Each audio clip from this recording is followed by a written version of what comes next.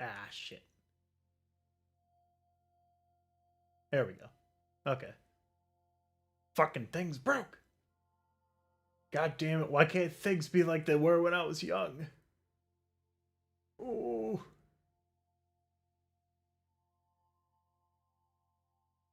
Wow, I've got a lot of shit open. I got a lot of shit open.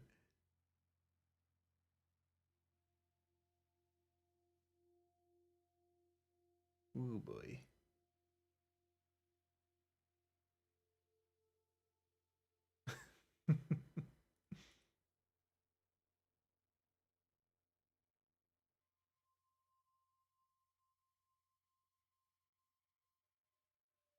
No, I don't want my damn calculator open.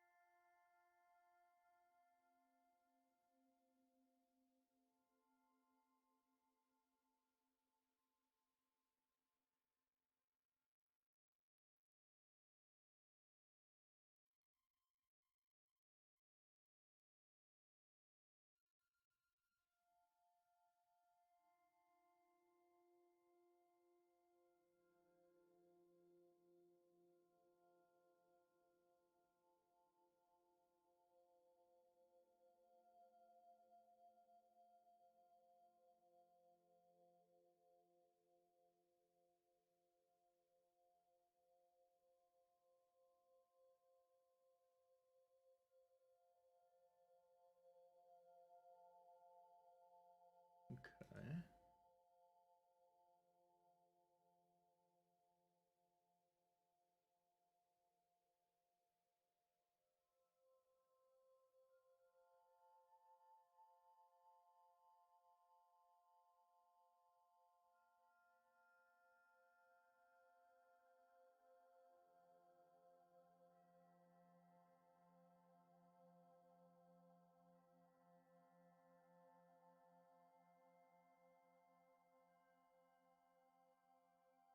Okay.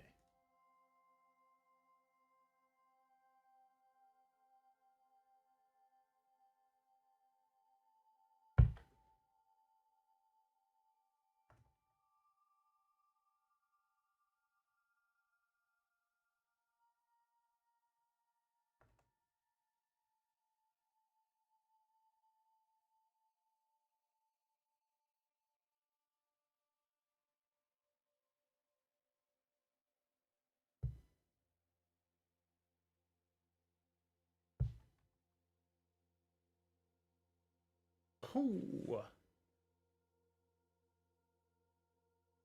How we sneedin', fellas. We sneedin'? We rollin'? We tuckerin'? Tucker Carlson? God damn it, I don't know how YouTube fucking works. It makes me angry. It makes me angry. Everything's so difficult. Why can't it be how I remember it in the past? Why? Oh, oh, there we go, gamers. I'm gonna give this another minute while people show up, and I'm going to turn on a light because I'm doing this in the pitch fucking black, and I can't see shit. I have all my dumb topics on a piece of paper, and I can't fucking read them.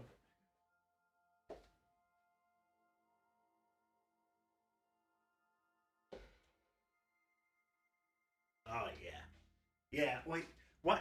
Son of a bitch! I got up to move my lamp, but I have another light that's just to the side. I don't know why I did that. Let's move this lamp back here.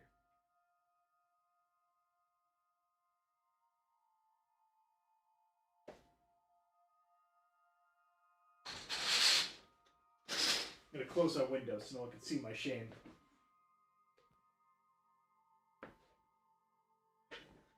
I have to get back in the cuck seat.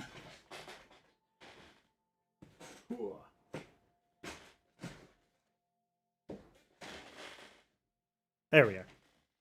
Okay. The infamous Joe Buckley, he died from crime violence in Miami. It was all over the news.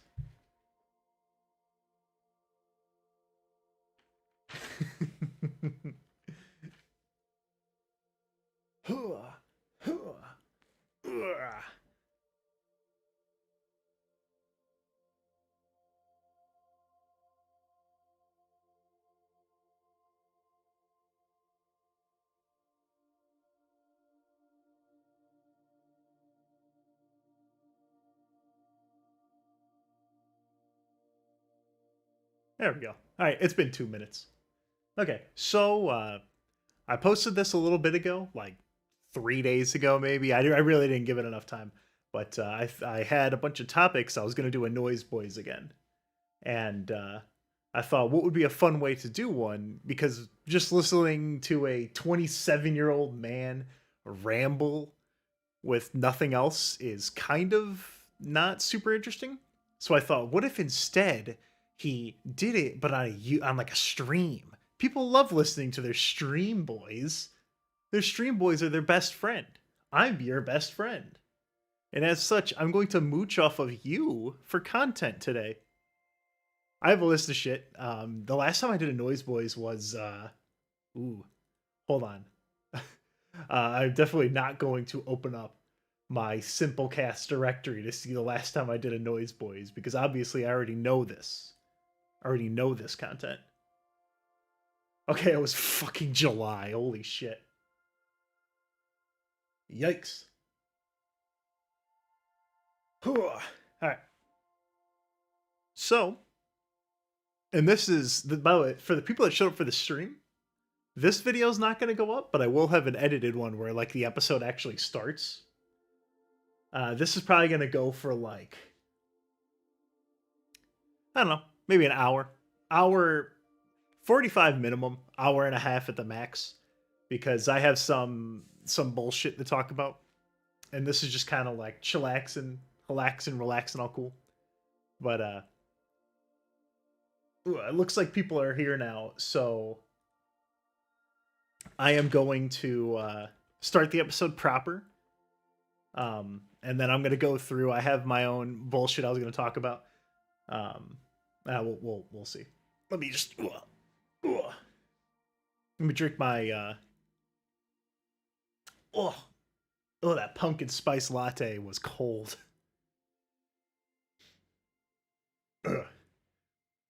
All your questions in the chat, by the way. I will be going up through it and doing stuff. I'm stretching. Red leather, yellow leather. Red leather, yellow leather. All right, hello. This is a weird episode of Noyz Boyz. Because Alex is dead and gone forever, and Joe Buckley is currently, I didn't know they were doing this, but in a certain Discord, Joe Buckley is pirating a certain movie and just playing it to people, and I didn't know it was happening literally at the same time I wanted this to go live. So this is Noyz Boyz, but with only one singular boy, and if you can believe it, that's me. But I thought the best way to do it would be to have everyone else be the boys. So I was going to do a thing where, like, people could come in through Discord, but Discord is a nightmare beast and it didn't want to work. I was fiddling around with, like, I set up like a private voice channel and I was like trying to drag people into it, but like it didn't really work. Like, people would join in, but then they wouldn't be able to speak, and it was a whole fucking thing.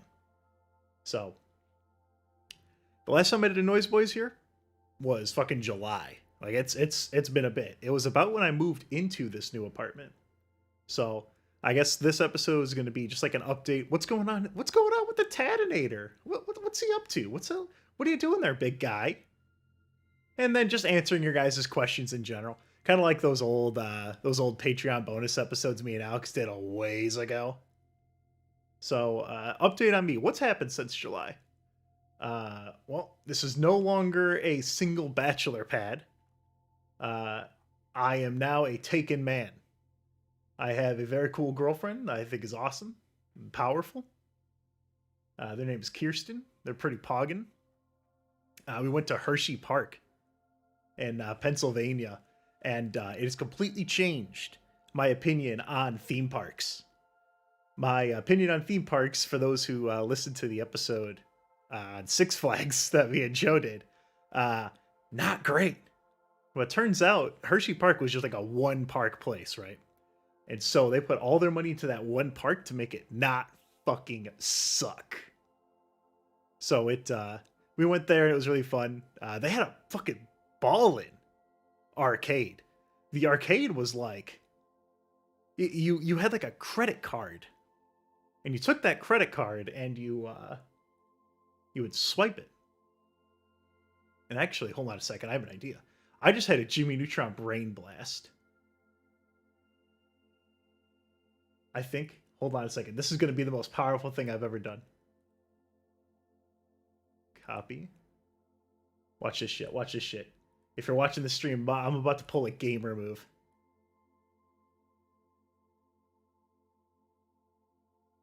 Shit. Yes! Oh, it worked. Hell yeah. Dude, I actually didn't think that would work. There we go. I put the chat on the screen. I don't know how I did it really, but I did it. How do I crop it? I'll put you guys below Luigi on an egg over the sea. There we go. We'll cover up the guy threatening to beat his donkey with a cane. There we go.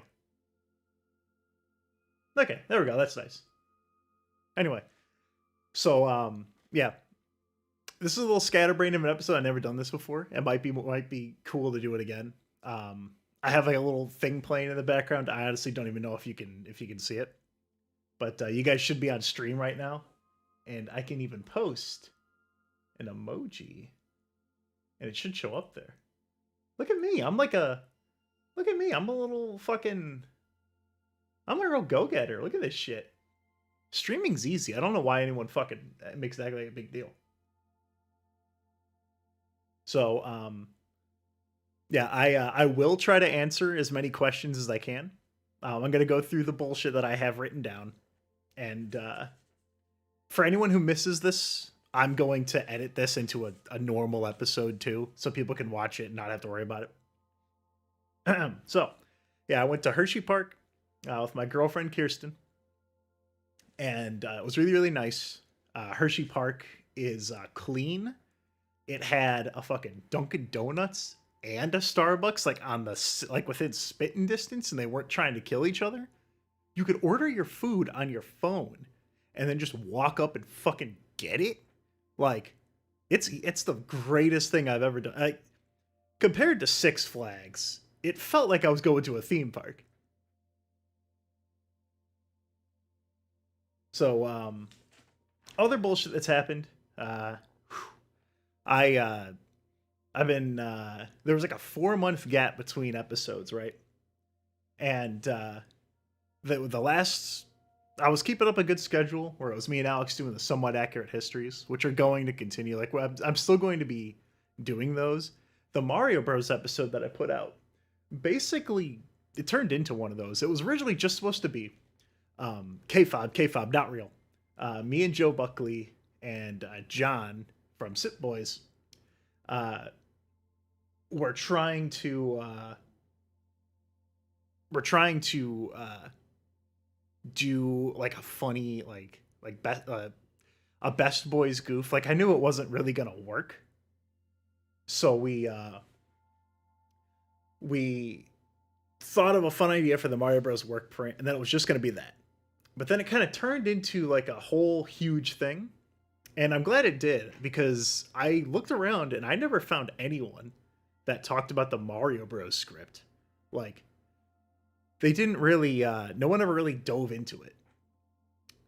Like, I watched a bunch, even the gaming historian guy, whose videos are nice, but that motherfucker, he doesn't link his sources in the description at all or anything like that. So it's a fucking huge nightmare to find anything he asked for or anything he pulls from. But he'll reference it. Like he'll say, "Oh, the L.A. Times article," and I'm like, "All right, what fucking L.A. What L.A. Times article? What are you talking about?" So I had to actually dig. I didn't have to get microfiche because it's like 2021, you know. But so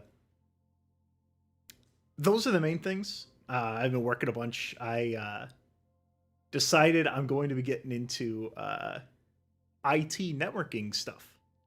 I was going to school for a while. For people I remember, way earlier on, I was going to school for nursing, but I didn't really get what I wanted out of nursing, and so it didn't jive with me. But IT stuff is definitely within my range of interests. I like the logical. It's for anyone that's ever done it. It's like electrical engineering shit where it just follows like rules and logic. It's like these conditions have to exist for it to happen the way that it does. So IT stuff is just like that, but instead of like the logical gates and shit, it's information packets or whatever. It's a whole thing. I'm interested in it. I was actually sitting at work because I'm a security guard, right? I was sitting at work and I had like a miniature crisis because I realized I did some math. I'm like, with my current job, I will not be able to like own a home and shit. So I was like, oh fuck, I gotta change things. So then I started more seriously looking at it, and I found it pretty interesting.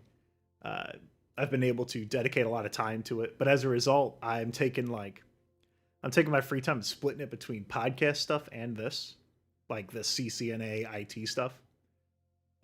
Speaking of podcast episodes, with the podcast stuff, I had probably, let me just think how many. I have this thing that happens where I will start an episode and I'll be like, oh, this is a good idea. And I'll dig into it and I'll find all these avenues. I'll go down it and I'll end up not. I'll find information and I'll find all this cool stuff. But then I'll hit like a block and it's like, okay, I've got so much information here that I don't know how to break it down. So it stops being as easy. And so I'll be like, okay, I'm going to put this on the back burner. And then that happens with, I was doing an episode about all the ways the CIA tried to kill Fidel Castro.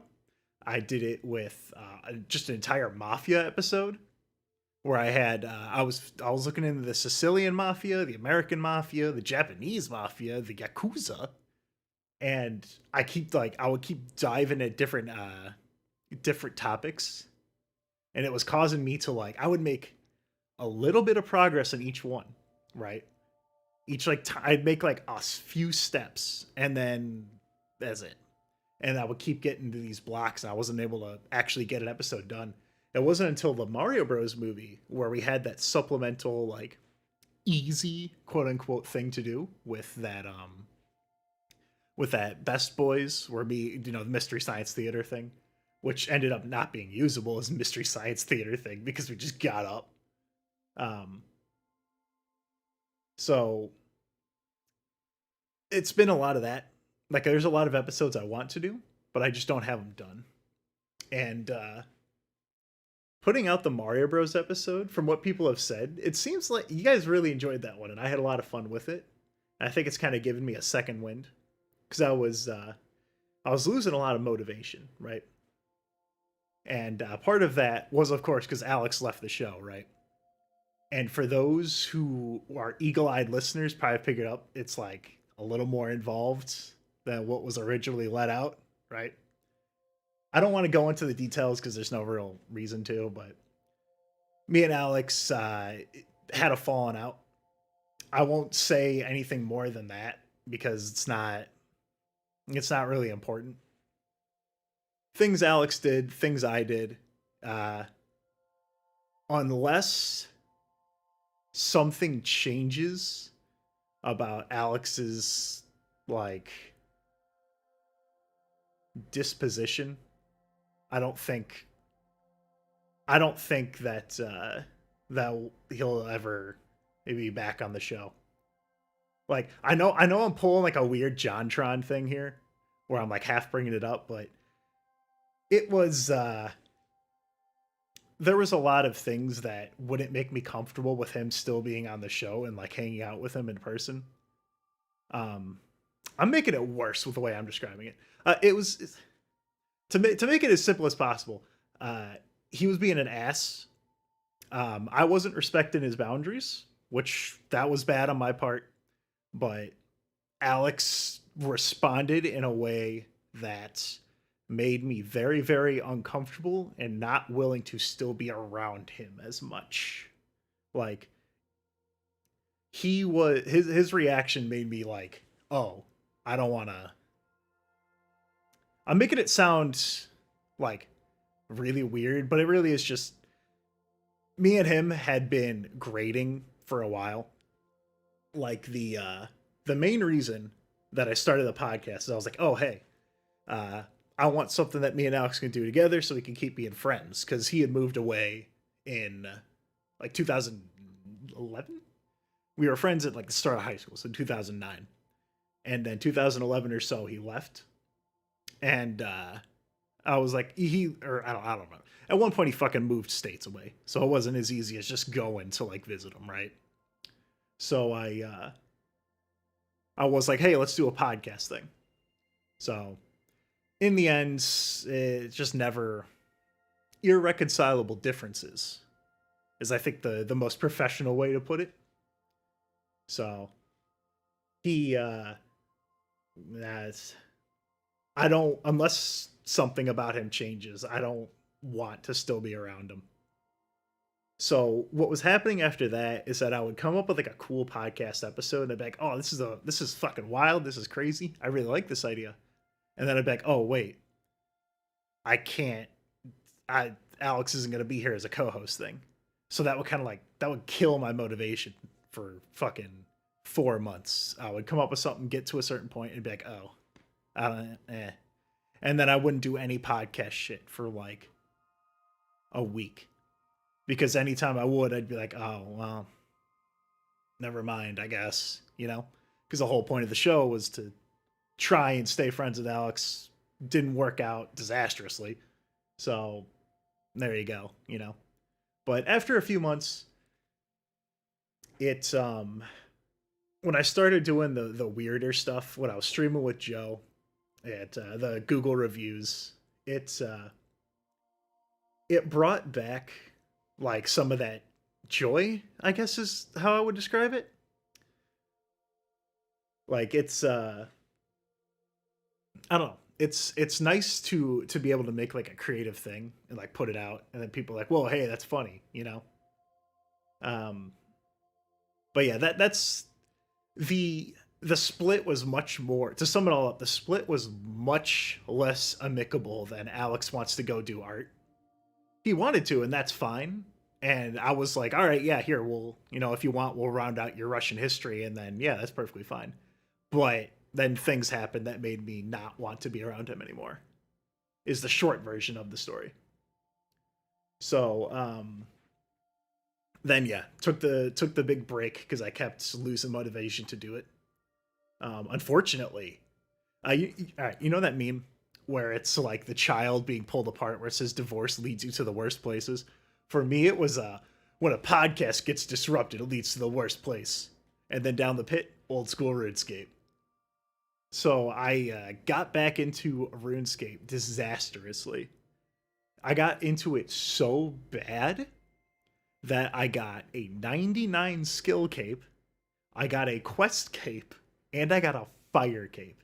Now, for those who don't know anything about RuneScape, each of those are like substantial. I had work for months to get the farming cape. I maxed that skill, and it gave me a small hit of dopamine. And when I was spending like a lot of time on RuneScape, it wasn't until very recently that I realized, damn, this is a fucking problem. I think it was, I want to say 2 years ago. It was when I remember the thumbnail because I thought it was the funniest shit ever. Where I had Goku on the ice planet, and then I replaced Broly with the RuneScape I'm in, Bob RuneScape, right? So it was around that time that I started playing RuneScape again, right? And I noticed recently that like I was spending a lot of fucking time on RuneScape. And I think I checked, when was it?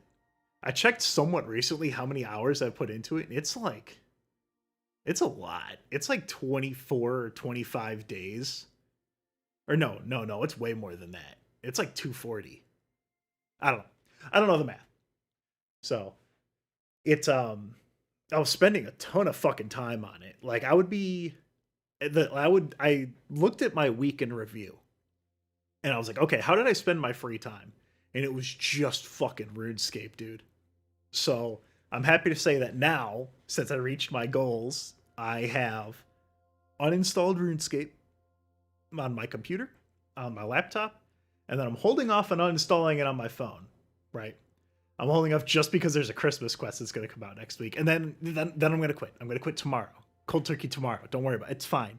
Tomorrow's going to be the end, okay? It's going to be the end of it. For sure. Definitely. 100%. I'm definitely not going to try and beat the Inferno. Definitely not going to try that. Definitely not. But that's what I've been spending most of my time on. And then now that I've finally realized how toxic RuneScape was to me, I've cut way the fuck back on it. I've uninstalled it from the shit. I'm done playing it. It's here's the thing, and this is applicable to all you guys as well. If you're ever doing something and it reaches the point where you decide that a proper course of action, like I would turn myself invisible on Discord and then launch RuneScape. When you get to the point that you feel you have to hide that you're doing it because you know that people are going to judge you, that's what alcoholics do, where they have like a Ziploc of booze, like with a little shot glass, and they put it in the toilet. That was my wake-up call. And I hope that's a wake-up call for some people listening to this as well. Fuck. The guy in the chat, Almighty Axolotl, RuneScape is literally just Tad's second Homestuck arc. You're fucking right. Ugh. Fuck, I don't like it when you phrase it like that. Other things I've been doing, though. I got Discovery Plus on Black Friday, and I started getting really into Hoarders again. My reintroduction to TLC. When I was a kid, I knew TLC as that channel that had like, hey, let's laugh at people who are fucked up in the head, and let's laugh at short people, like just real idiocracy garbage television, right? And there was this YouTube channel. I don't remember how I stumbled on it, but I think it was called The Quick Slice.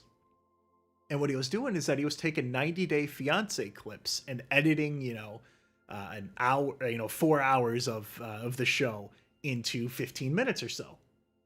So so they got me kind of back into it. I was watching it with my girlfriend, and then I bought Discovery Plus because I didn't feel like going out and pirating it. I'm not gonna download a CD torrent for fucking Hoarders, even though Joe could probably find me it. But I discovered there's two Hoarders channels or shows. There's Hoarders, which is on A&E, which is like the more respectable of the channels. Like A&E is where you have intervention, right? And intervention is like, for those who don't know, intervention's like, hey, our mother is addicted to super heroin, right? And then they have everyone together, and it's like an emotional thing. And TLC's Hoarding Buried Alive is like, yo, check out this dumb fat bitch and her fucking collection of books. And it's just super exploitive. It's really bad. there was a Hoarders one that really fucking stuck out to me. Like, it really cheesed my ass, dude. So what it was is, it was there was 2 episodes. It was back to fucking back. And once I finish my Hoarders thing, I'm gonna go through some of the questions you guys have. I appreciate you posting a bunch. So what it was is, it was like the end of season 1. And it was this old lady who could not give a fuck less that her kids were there to help her clean her house. Like, so she had 2 kids. There was a daughter and then a son. And the son looked like the neckbeard meme. And he apparently had like left the house, like he was taken away from Child Protective Services. And he came back years and years later and was like, yeah, you know, he was weirdly like unemotional too. It was kind of wild. He was like, oh yeah, you know, my mom's house is pretty fucked up. Like, it's bad. And I think I should clean it. And then like the daughter was like in hysterics and shit. But the lady, they spent a week cleaning out this lady's house. I think she had 4,000 tons of shit. She had fucking 4 dead cats just buried, like they were compressed into a pancake, because they would die and then they would just keep, like, they would be under the muck and they would just keep throwing shit on there, right? So she couldn't give a fuck less. She had all these people helping them out, and she just, yeah, I guess, yeah, it's okay, whatever. And so, yeah, so she just didn't really give a fuck. They cleaned out her house, and she had like, she didn't even smile. She was just like, oh yeah, I'm pretty happy that my house is clean.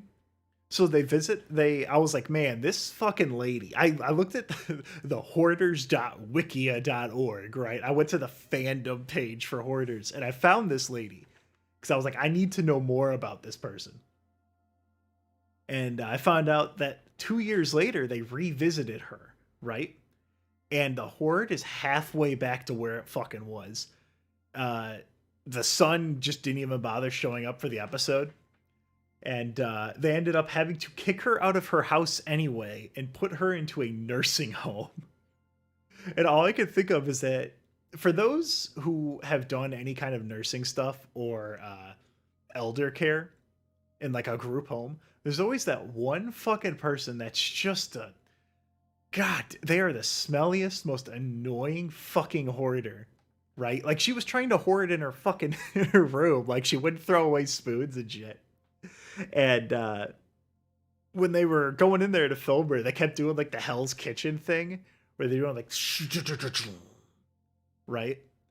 It was fucking great. The whole time she was there, she barely acknowledged anyone. And she just kept talking about John, who is some guy that she met at the nursing home. And they had to like, the reason the camera people went back there is they wanted a conclusion, right? Because everyone like me is like, who the fuck is this lady, right? So they had to coerce her. Her daughter says like, you know, Mom, I've always loved you. You know, I miss you every day. And they had to like pry it open with an emotional crowbar to get the mom to say, well, I like you too, daughter. And that was supposed to be a big fucking emotional moment. God damn. In the other episode, there was this old ass man, right? And he was hoarding scrap. He had this whole yard, and it was like in the middle of Texas or something. So it's a big fucking area, right? And so he had a bunch of rusted out cars. They were in his yard. They were kind of stacked in like not columns, but rows, right? And it was a problem because he had a lot of rusty metal around, but it wasn't leaking into the ground, and it wasn't like he wasn't sheltering animals and stuff. But his fucking boomer neighbors, god damn it, dude. These fucking boomers thought it was an eyesore, so they lobbied to create a city ordinance and put him in jail for a week to teach him a lesson. And I almost fucking blew a gasket, dude. I was so pissed. Like, you don't like his property? Turn the fuck around. He owns that land. Why does it bother you? You have just as much land on the other like 5/8, right? Like, you just look to the fucking side. It's obvious. Like, as soon as the episode started, I'm like, oh, he's got all this metal? Yeah, obviously he's going to like scrap this for his fucking grandkids. But these boomers could not deal with that. And them using the fucking city government to put him in jail to teach him a lesson for it. God, I was mad, dude. I was like clenching my fist watching this on my fucking laptop. This really got under my skin, dude. Like, oh, I'm sorry, Bertha. The only fucking thing of importance in your life is your neighbor's yard. I know your kids don't fucking visit you anymore, but maybe fucking forget it. Oh, god damn it.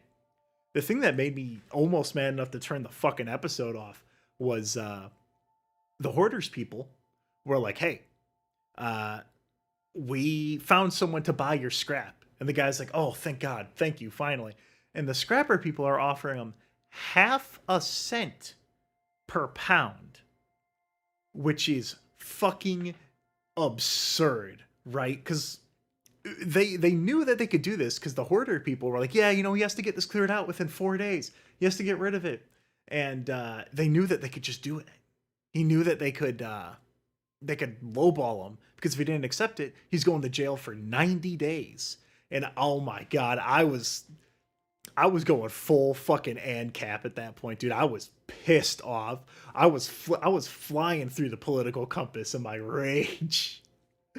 God, Hoarders pissed me off. I was so mad. The big emotional, like, oh, we did it at the end was that they got rid of all the cars in his front yard for fucking pennies. Like fucking $300. And then they threw a bunch of shit in the trash and then acted like it was the greatest thing ever.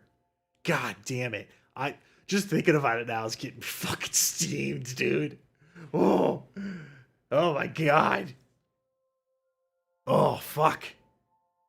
I am getting mad again. God damn it. Oh, shit. I'm seeing in the chat a lot of people. I'm glad that you guys enjoy the podcast and it's been really important for you. It does suck with the Alex thing. Like, I was really not happy about it either.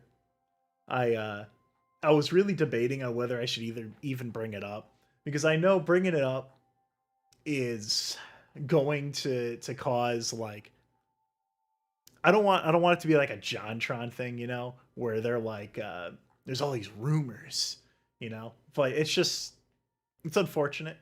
That's part of why I rebranded the podcast, right? Where I changed out the logo to the current like the colored dashes.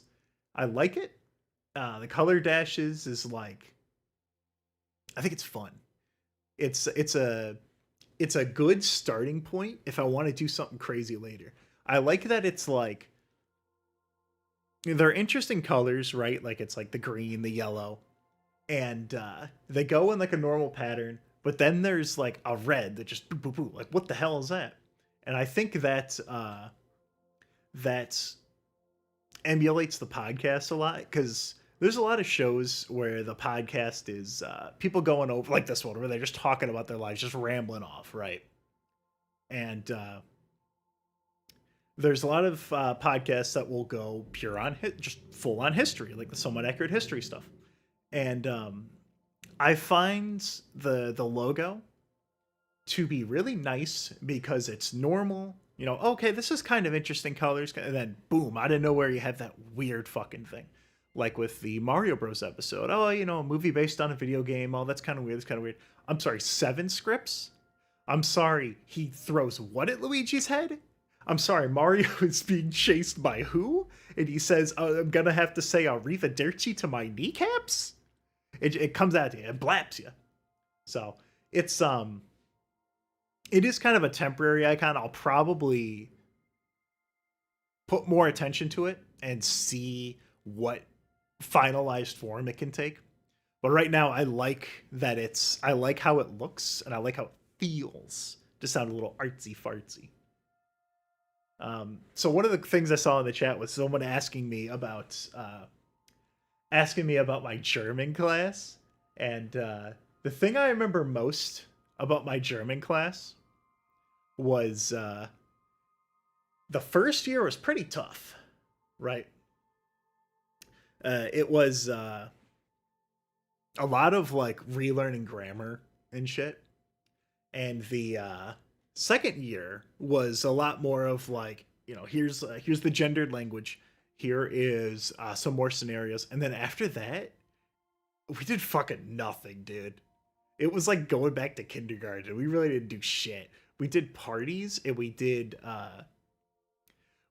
weird like movies. I remember very clearly watching Finding Nemo in a senior year class, and we didn't even watch it in German. We watched it in English, but she put on German subtitles.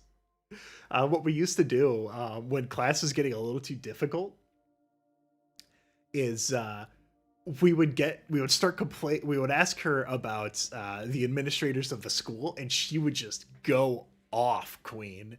And for 45 minutes, she would just rail about how terrible the principal and administrative office were. And we would all be like, yep, oh yeah, we agree, Frau. Yep, oh yeah.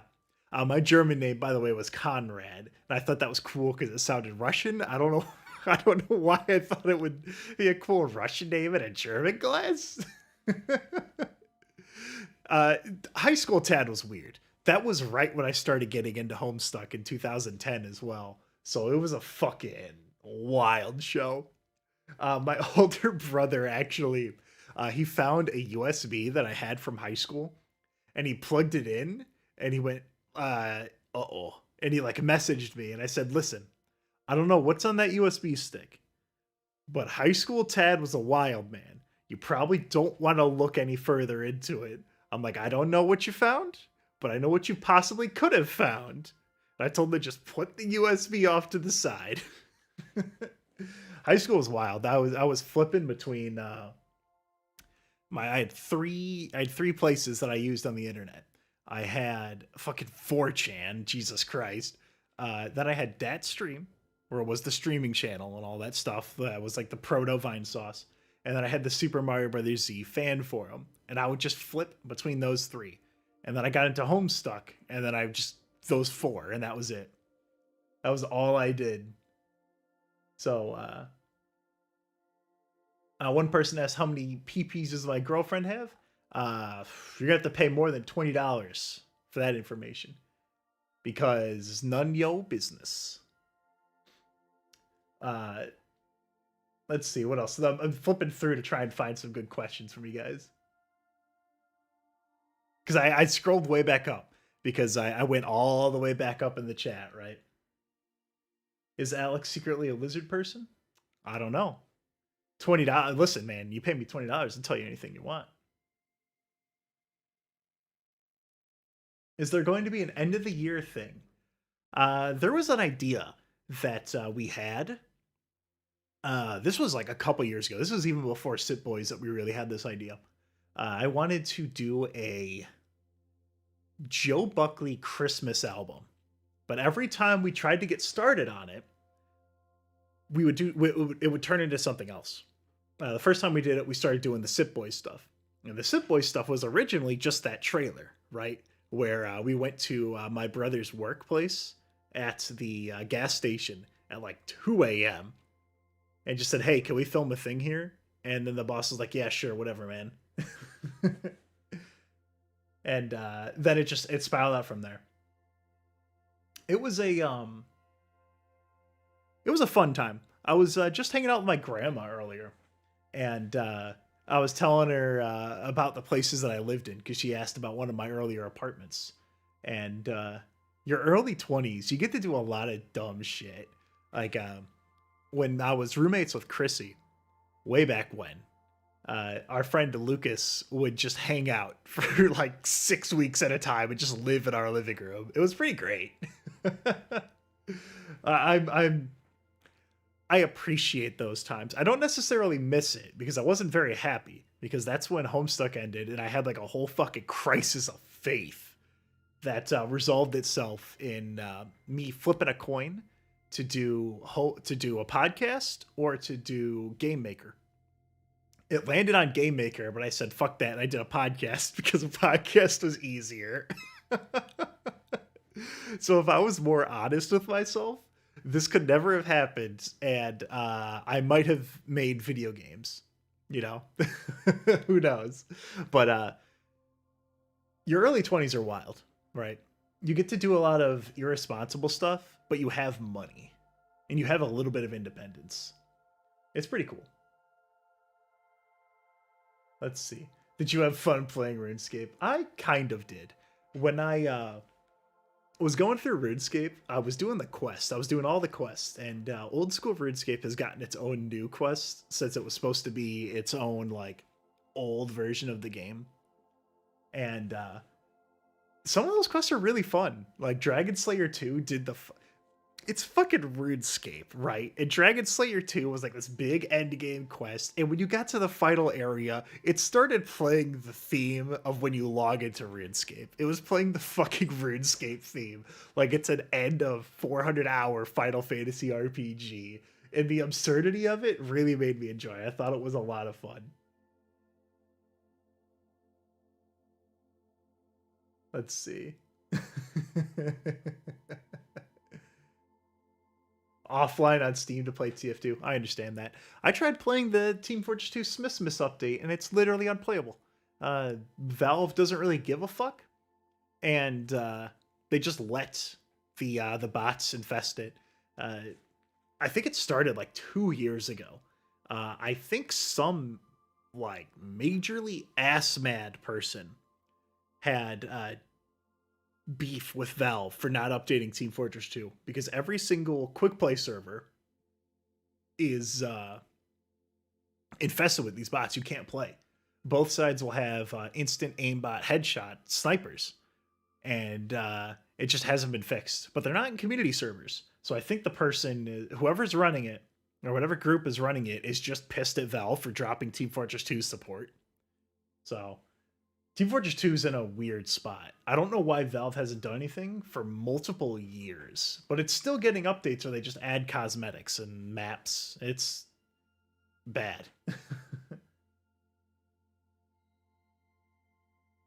Your friend Steve leaves games open for days at a time. I did that with something recently.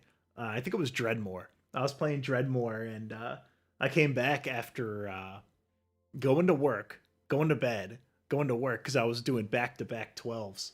So I would work for 12 hours, come home, do my chores, go to sleep, come back, and then it was still running. I was like, uh-oh, that just added 28 hours to the playtime. Let's see.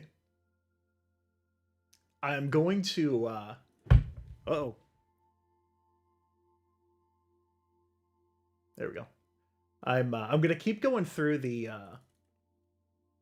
chat here, but I'm gonna repost the phone number, right? So if you can think of a fun phone number, go ahead, or a fun question, go ahead and call the number, and I'll take however many calls I think are interesting, and we're just gonna keep going like this for a while. It's a very casual episode. Only call if you have an interesting, fun one that you want to do, right? Like if you have a really funny question or something that you think is going to be interesting, I'm relying on you guys. I'm relying on you guys to be the editor for this, because Discord is all fucked up.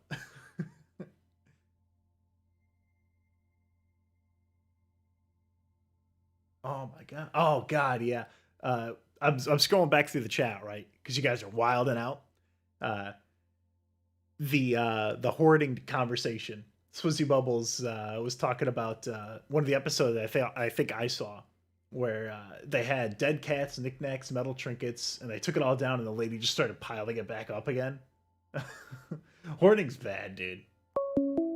I did not see the one. Oh. Oh boy. Oh shit. I don't know. This is the security that you receive here. Fuck, where's my uh-oh. Google Voice doesn't have my microphone set up, and I don't know why.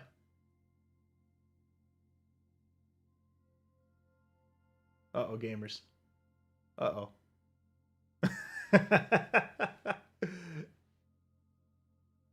Okay, maybe I won't let the... Maybe you guys might just get this one as yourselves. You might be the fancy lads that are the only ones allowed to see it. Because I got it all fucked up.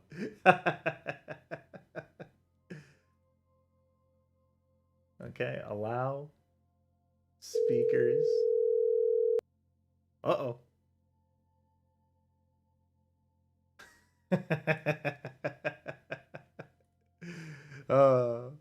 So, as I was saying before, when you're in your early 20s, you can do dumb fuck moron idiot shit, and you can just kind of like get away with it by saying you're in your early 20s. Actually, what I meant was even when you're in your late 20s, when you're like 27 and a half, you can just do these things, and then it's just fine, right? Like, everyone's just supposed to like be like, wow, you're so cool. You got a cool podcast. I don't even care that you, that you don't know how to use Google Voice.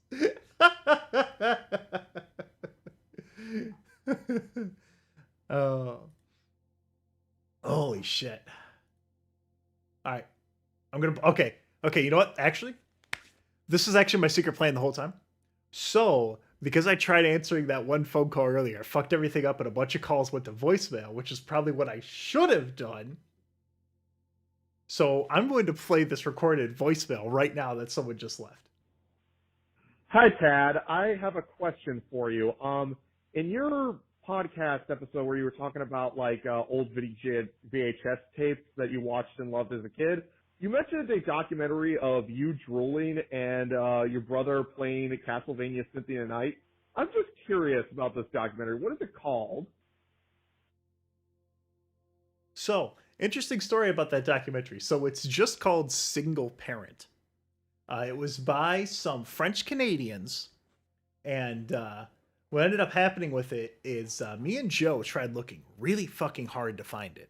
We found the name, we found, I think, an IMDb page and a trailer for it that was on Vimeo, and we couldn't we couldn't find a download. Like, Joe scoured really hard to find it, and he couldn't find it anywhere. My mom has a VHS copy, and I really need to get around to bothering her to fix it. Oop, there we go. Never mind. Ignore that.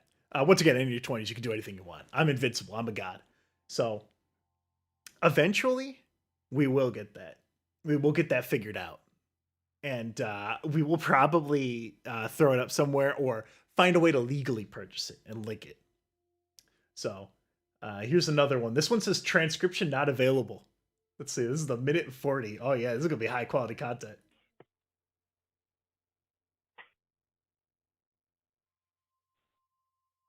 It's just the dude beaten?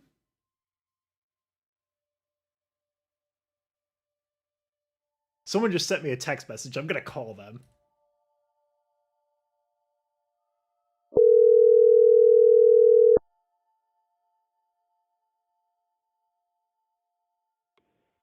Hello. Baba Booey, you're on air. Better not say the N-word. All right, hello, Tad. My name is White Chocolate. You might have heard of me before from another episode.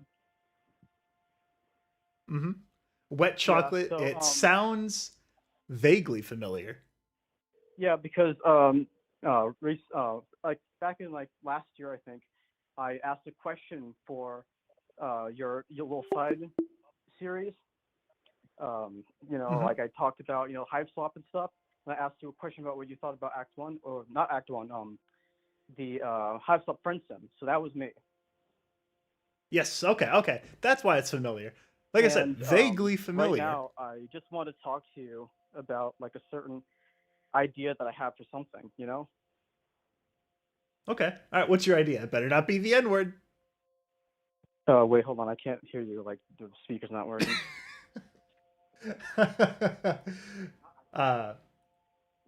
Okay. How about now? Do you hear me now? Yeah, I'm like hearing myself on the. Oh, you got it, sir. There's this radio show I used to listen to called Radio Trader in my local area. And okay, I'm just gonna like. I don't know every what you're saying right now. So I just want to tell you about a story that I have, or like an idea or concept. So this is a thing that I would like to called Black Goat. And I can offer no basically, commentary this because he is cannot hear me. sort of like a thing that I wanted to do because music nerd culture is not really like common. And this is about an ARG scavenger hunt hybrid where there's this band called Black Goat, and they're about to break up. But in the last few like moments of their career, they decide to tell everybody on their forum, hey, we're going to host a scavenger hunt ARG worldwide, and whoever can find this cassette tape, this demo cassette tape, then that means that the person that can do whatever they want, right? And this is going to be kind of like centered around like music nerd culture and stuff.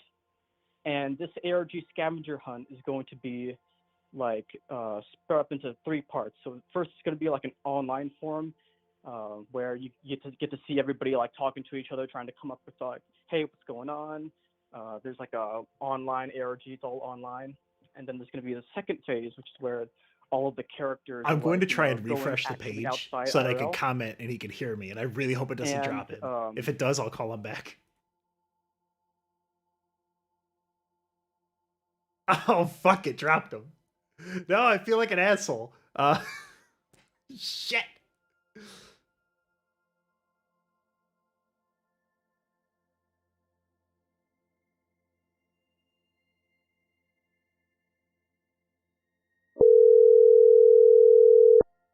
Shit. Hello. Hey, this is me again. Okay. Can you hear me now? Okay, yes, I can hear you now. Okay. I said in the chat, I'm like, I'm going to try and refresh it so that I can give him feedback. And if it drops, I'm going to feel like a fucking asshole. Yeah, no, don't worry, I'm still here. Okay, so they got like so it's the band, and they have like a they're like, hey, here is motherfucking here's our cassette. It's like One Piece, but for band nerds, if I'm understanding this right. Yeah, a little bit. Like I've never actually watched One Piece before, so I don't know like the comparison that you're trying to make. But I left everything I owned in 8 tracks. Yeah.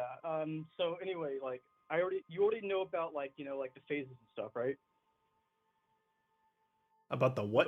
Let me just start over. So again, there's a band called Black Goat, and they're about to break up. Like, hey guys, we're gonna break up or we're done.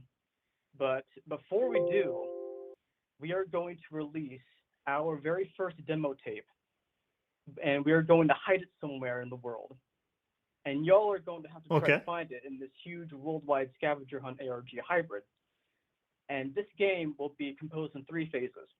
The first phase is going to be all online, meaning that people are talking to each other like a pester log. Like you see all the people like typing to each other with like kind of like a chat forum thing going on. Okay. This is reminding me of. Have you ever heard of? There was this real life treasure hunt with this this guy who owned a shitload of paintings. And he was doing, it was this exact same thing. I gotta Google it. It was, he had like a couple $1 million that he hid somewhere. It was like the last of his money. And they were doing the same thing where communities were forming to try and search this in real life. Like people were going out doing scouting parties. They were looking at the clues and stuff like that. So this is something that's happened in real life before. Oh wow, who's this guy's name? I listened to a 4-hour podcast on it, and I don't remember it. It was like a famous one. Maybe if I just search real life treasure hunt famous. Nope, that didn't help at fucking all. Like I am sort of surprised. Anyway, yeah, you were saying before in real life. Mm-hmm. So do you want me to just like? That's your idea, is that it's like a scavenger hunt where you have these what was it individual groups, or was it just like, is it like one main like forum that all these different, like, to put it in Homestuck words, these kids are all using to try and find this demo tape? Well, it's more of like all of these characters are from like different countries, and they're all like different like age ranges. That's what I'm coming from. This is still a work in progress since I only have like the main outline of like the concept and some like the character archetypes I want to like expand upon. So like for example, like there's going to be characters that are like there's like the indie kid, there's like the metalhead. I have some notes right here. There's like the hip hop SoundCloud rapper. There's like the Gen Xer boomer. That's like, oh yeah, the Beatles, and oh yeah, I love Creed and shit like that, you know.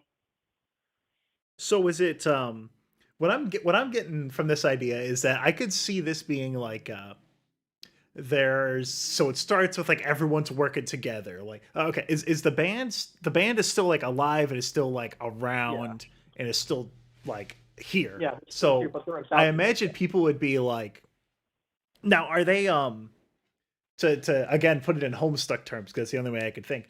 Are they like actively engaging with the fans, or are they just like this untouchable? Is it like Metalocalypse level where they are the fucking god? Like you have people that are going ape shit over them and they're untouchable to the lowly no man, right? Is that what they are? Are they like a Skynet? Well, I think they're more like a Skynet where like, like here's some breadcrumbs. We're not going to make it too like overly, obvious about what we're doing.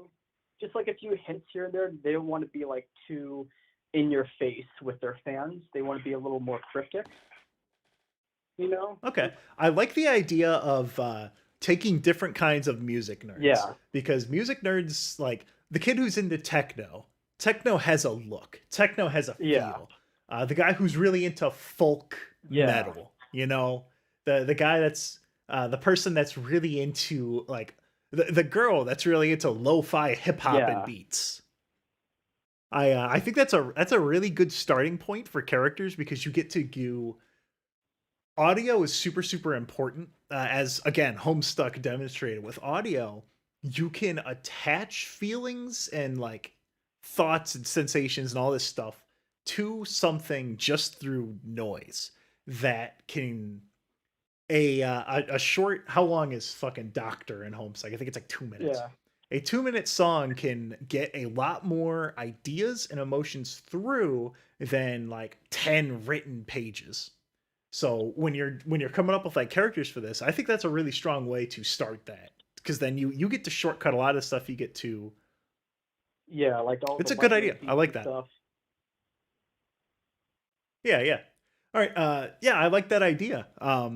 Send me a message on like the email or something once further along the line when you've got kind of more ideas, and I can let you know more thoughts on it. I probably won't be able to I won't be like available all the time for it, but yeah, I'm interested to see what you do with that. Yeah, but I do have some more details that I haven't talked about yet. If you don't mind. I'll give you 2 minutes, and then I'm gonna call another person. All right. So your 2 minutes starts now. Okay, so the story progresses with like these different protagonists do their own little story and narrative style, and here's the thing though. The demo reel cassette tape is actually magic that is the property of a supernatural being known as the Black Goat that grants a person who can find the cassette tape instant musical talent, skill, ability. However, there's one catch. If you fail to pass down your powers to someone else without telling them that these powers exist, you go to hell to be tormented by said Black Goat. If you succeed, you can avoid said fate. I'm just sort of reading from my notes. Okay. So there's like the band is having I like that it's the Black Goat because it's not as obvious as going like, here's the golden fiddle, you know? I like that it's a little more subtle than that. But I like attaching that to it because there's always been that thing with music where there's that I don't know if subtext is the right word, but the idea of the devil and rock has been around for like a bit. Yeah, like the music and I think that's a industry, really fun interpretation of that. Fucking evil, so there's that too. Yeah, that's really cool. I like that. That's so they have to. they have to pass it down. Whoever gets it has to keep passing it down. Like it's fucking It Follows. Yeah. I've never seen It Follows either, so. Yeah. That's a cool one. There's a naked guy on top of a roof at one point. Cool. Yeah, that's all I really remember. And then someone like got an arm broken. So that's pretty cool. All right. You have 15 seconds left if you want to say anything that's not the N-word. Nitrogen. All right. I'm going to call one of these random numbers. Okay, Goodbye. You. Thank you for calling. Thank you, Tad. Thank you. That was the wrong number. I don't know who that was. I'm going to call. Oh God, I'm using Google Voice, right? Actually, here, let me. I'm gonna put the number in here. However the fuck I do that. There it is. Boop. I don't know why there's like a little block around it, but that's the phone number here. I'm going to call this number. This is like spinning a roulette wheel and see how it comes up. Hello, Baba Booey, shout at me. Tad? Hello. Hey, so... I guess this is becoming, say anything you want except the N-word. What is your question that you want my wise wisdom for? Yeah, so... Or thing that you want to rant at?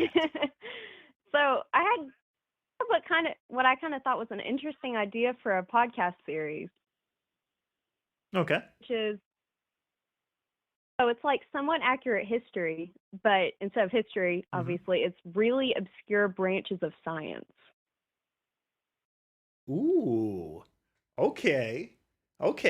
I heard this is actually something that coincidentally I had seen a little bit ago where someone mentioned praxeology.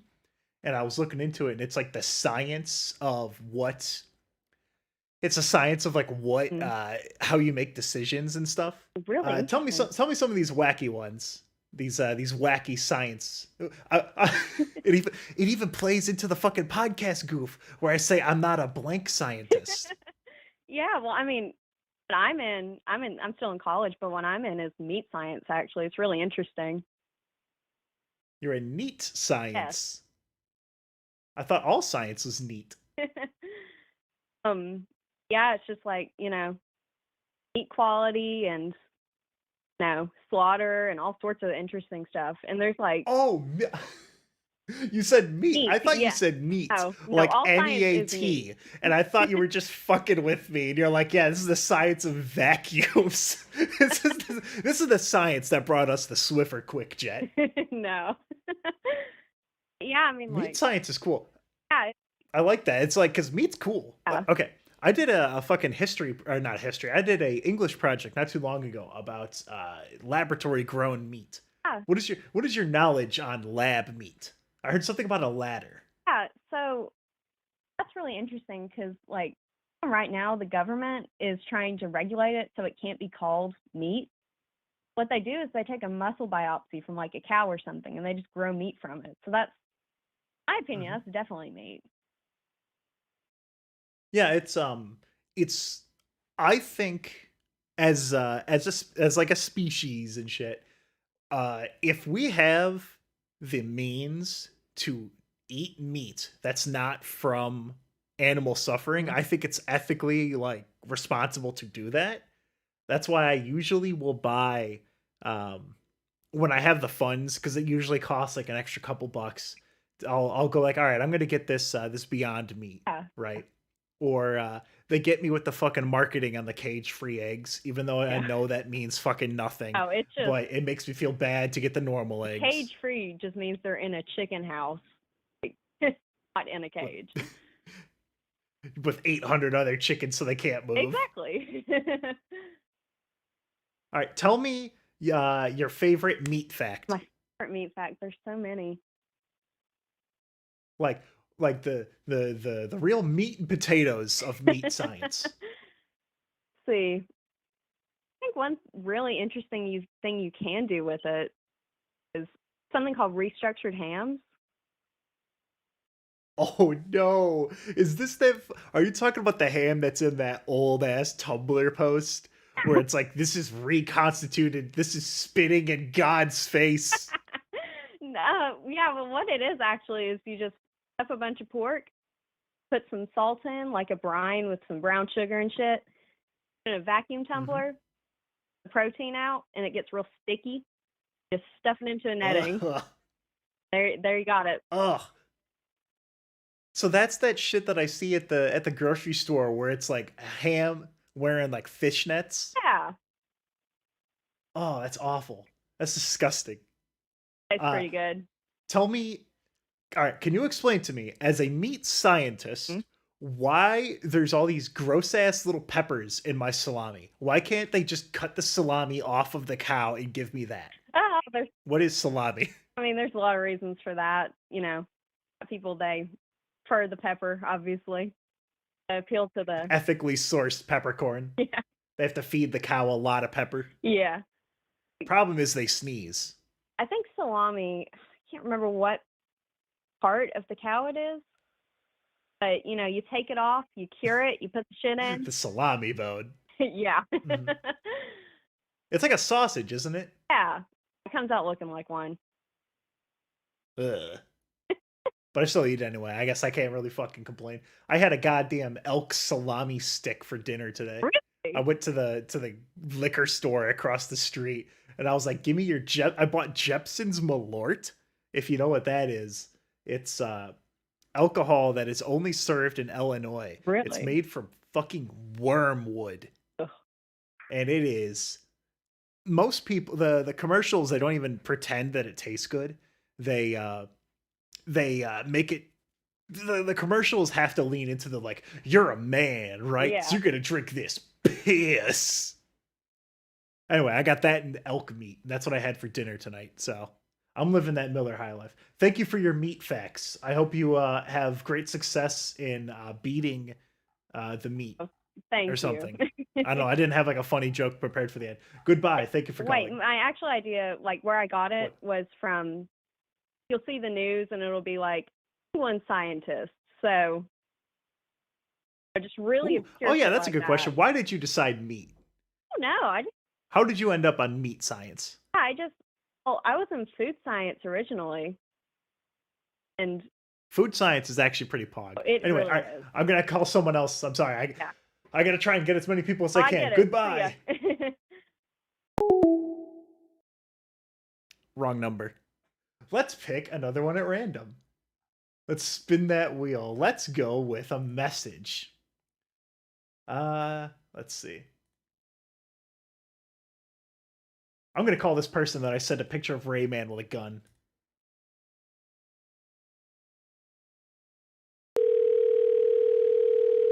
There it is. This is like Crank Yankers, but like the opposite. Hello? Hello? Hello. Hello, Baba Booey, you're on the air. You asked me what the worst pizza I've ever had is. Hello? And then I sent you a picture of Rayman with a gun. Hello? Can you hear me? I don't think they can hear me. I think they're going to say the N-word. All right. Unfortunately, their Google Voice has exploded. That's fine. That's understandable. Hello. Yes, can you hear me? No? Hang on, it doesn't seem like I'm getting away. Hang on. Oh, I don't know. Okay, they can't hear me. That's a shame. Hey, no! I will... Oh, you can hear me now? Okay, perfect. You sound different through you figured out just in time. through my phone. All right, so you asked me what the worst pizza I've ever had was, and I sent you a picture of Rayman with a gun. Yeah, what does that mean? It didn't mean anything. It means absolutely nothing. But I do have an answer to the worst pizza I've ever had. I have one for you, too. Well, first, I want you to tell me. Yeah, I want you to tell me about the worst pizza first. Oh, sorry. Okay. In Canada... Off to a rough start. Yeah. I heard you have Canadian bacon. It's not very good on pizza. Hang on, I'm just gonna pause the stream.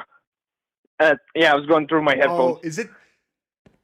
Okay. I was gonna say this in the first call, and I'll give you. I'll buy you some time to get comfortable. There's a Radio Trader show that used to be on the radio when I lived at home, and my mom would play it on TV and stuff.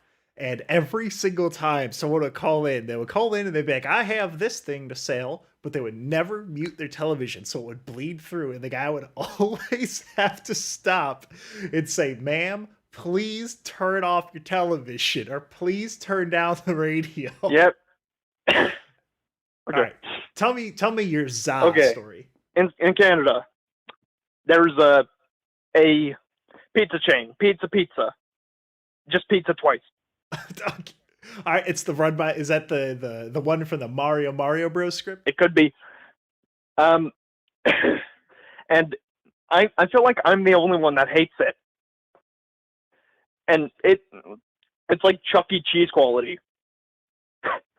Okay. And like every time there'd be pizza, it'd always be pizza somehow.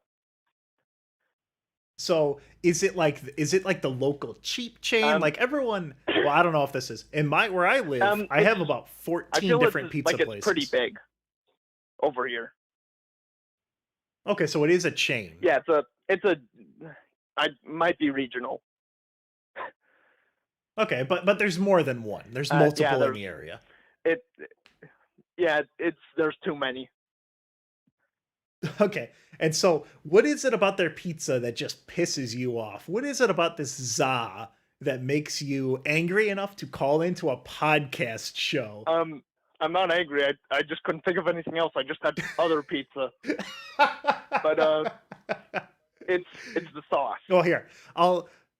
It's the sauce. Is it sweet? Is it sour? Oh, fuck, if it's a sour sauce. I haven't had it in a long time because I don't like it, but I can't. It feels like it's a fairly common problem. I might have just happened to me once. I don't remember. And it felt like there was like a contact, like an eye contact with like, because I hate the little chunks of tomato. Ugh. Yeah, I understand that. So it's a chunky sauce. They don't do just the sauce. They like chop up the tomatoes and stuff. Yeah. Ugh. I'll tell you about the worst pizzas I've ever had.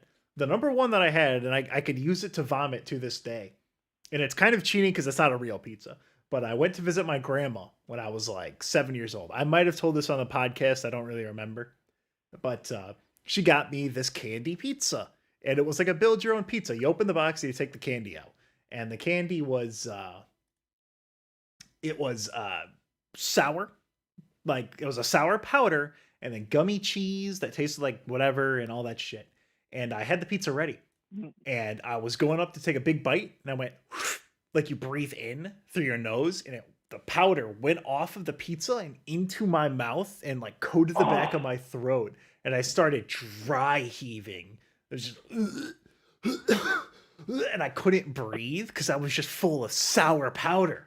Yeah. And for years afterwards, was like if I ever mac needed and cheese to powder. Yes, yeah, it was exactly that kind of consistency, but it was sour. So it was just the powdery acid. It's fucking awful. Yeah, I have some sour Skittles I still need to go through. Oh fuck, I have a sour Skittle story too.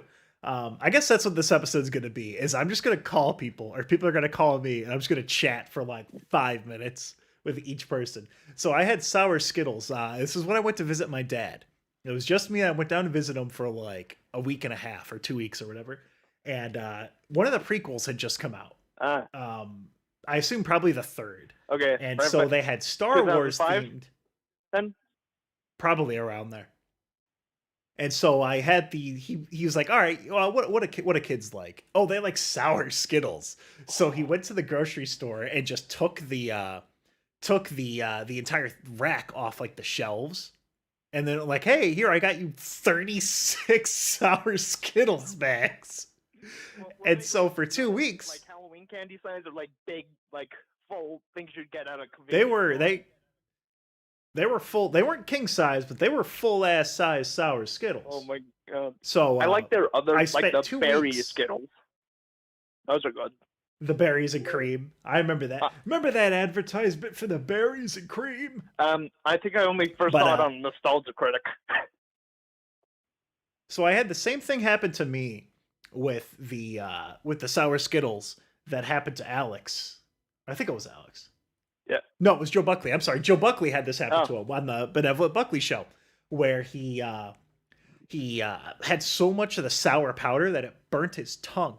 Because I was eating the sour Skittles, and my thought process as a child was, I don't like the sour on these. So what I'm going to do is I'm going to try and lick and suck the sour off of these balls as fast as possible so I could get to and then I would spit them out and put them on a napkin so I had unsoured sour Skittles.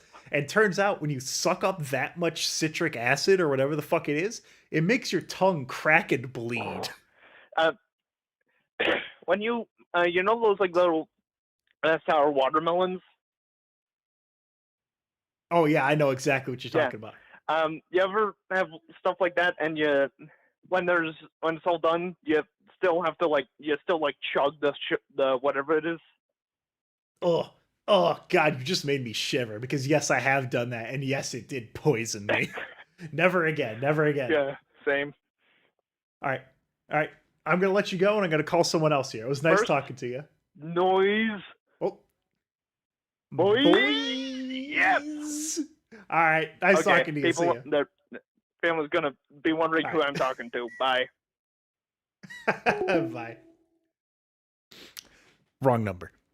I forgot the other pizza story. There's another pizza chain in my town. It's called Marshallone's. I guess it's a chain. But their pizza is just like the one he was describing, where it tastes like Chuck E. Cheese. It's 99% oil. It fucking burns the roof of your mouth. Oh, it fucking sucks. It sucks really hard. Speaking of sucking really hard, let's go ahead and call someone else. I'm going to set up a new rule here. I'm going to call them, and then I'm going to set it for 5 or however many minutes. And then we're going to keep going through numbers like that. And I think that'll be a nice way to kind of provide some structure. This is like fucking like Ghost, but people aren't coming in and calling me a melting pot of friendship. It's just goofing. It's gaffing, having a laughing. All right, I'm gonna call this next one.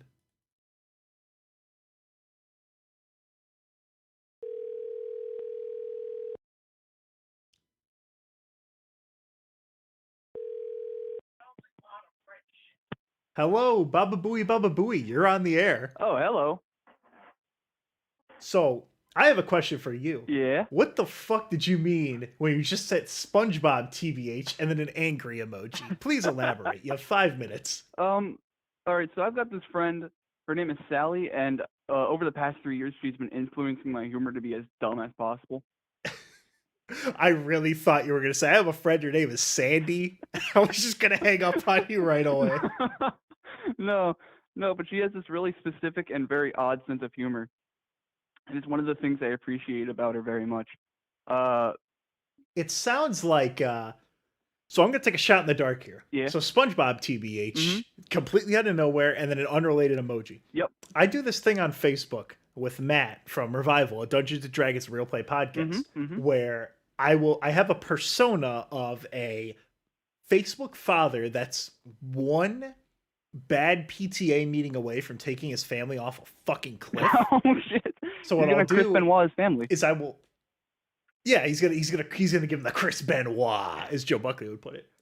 And what I do is I will post something, and then number one rule: always like my own post on Facebook. Yeah. Remove anyone else's likes, because I think he used to be able to do that.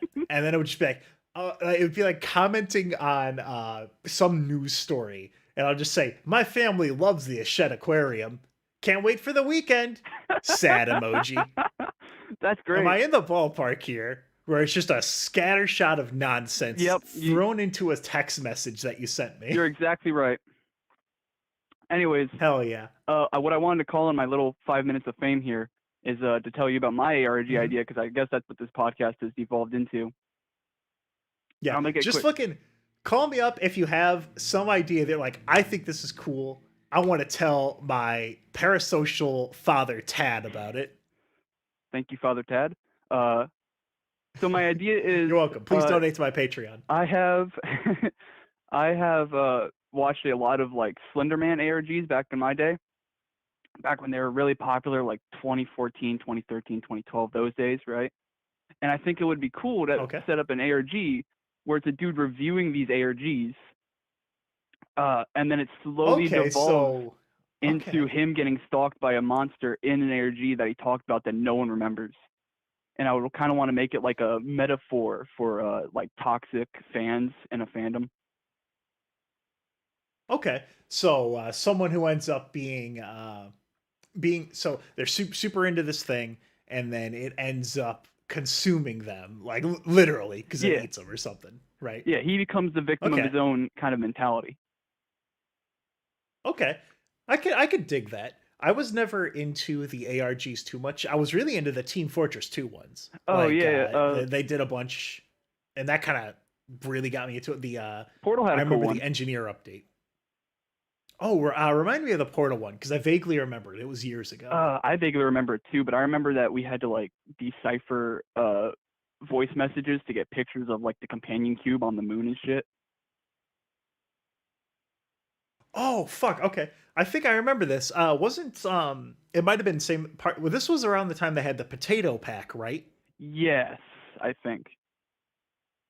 And the potato pack was like a Steam game pack of seemingly random games, but they all had something in them that was related to Portal.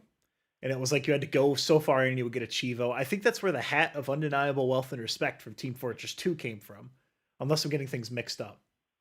But I don't know. I'm not the authority on the Portal ARG. Fuck. I think Portal. God, that's right. Portal 2 came out a decade ago. Oh yeah, fuck.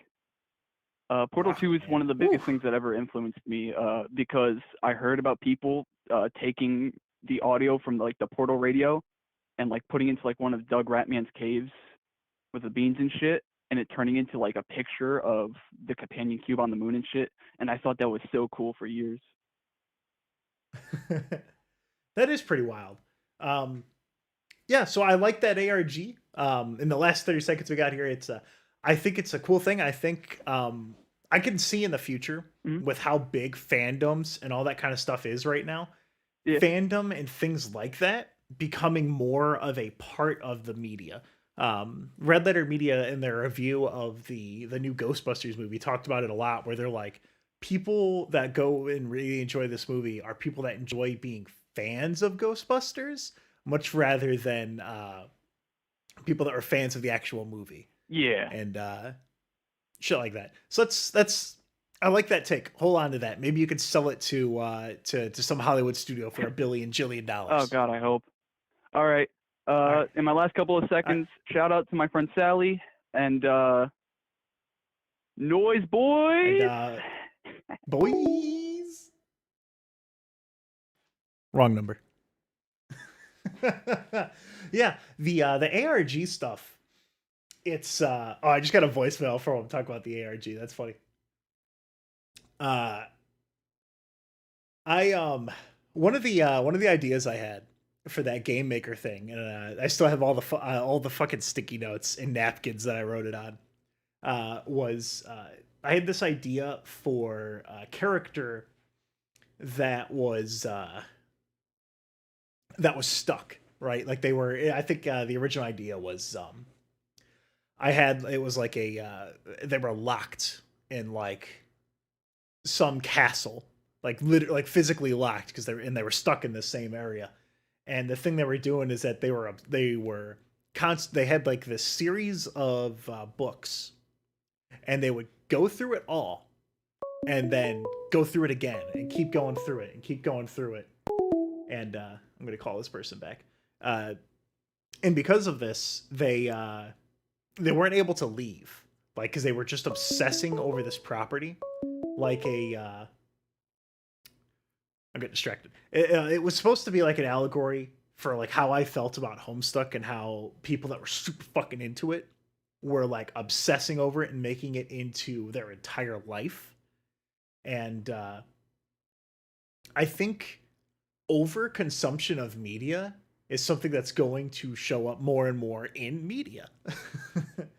All right, let's go with, I think a better structure I probably could have come up with this is to have people text me their ideas and then I call them. I think that probably could have worked really well. But I've already, this is a test it. Fuck it, it's fine. I'm going to call this random person. Let's see if they say the gamer word. After this one, I'm going to go through chat and answer some questions. Hello, you're on the air. Baba Booey, Noyz Boyz, etc., etc. Howdy, Tad.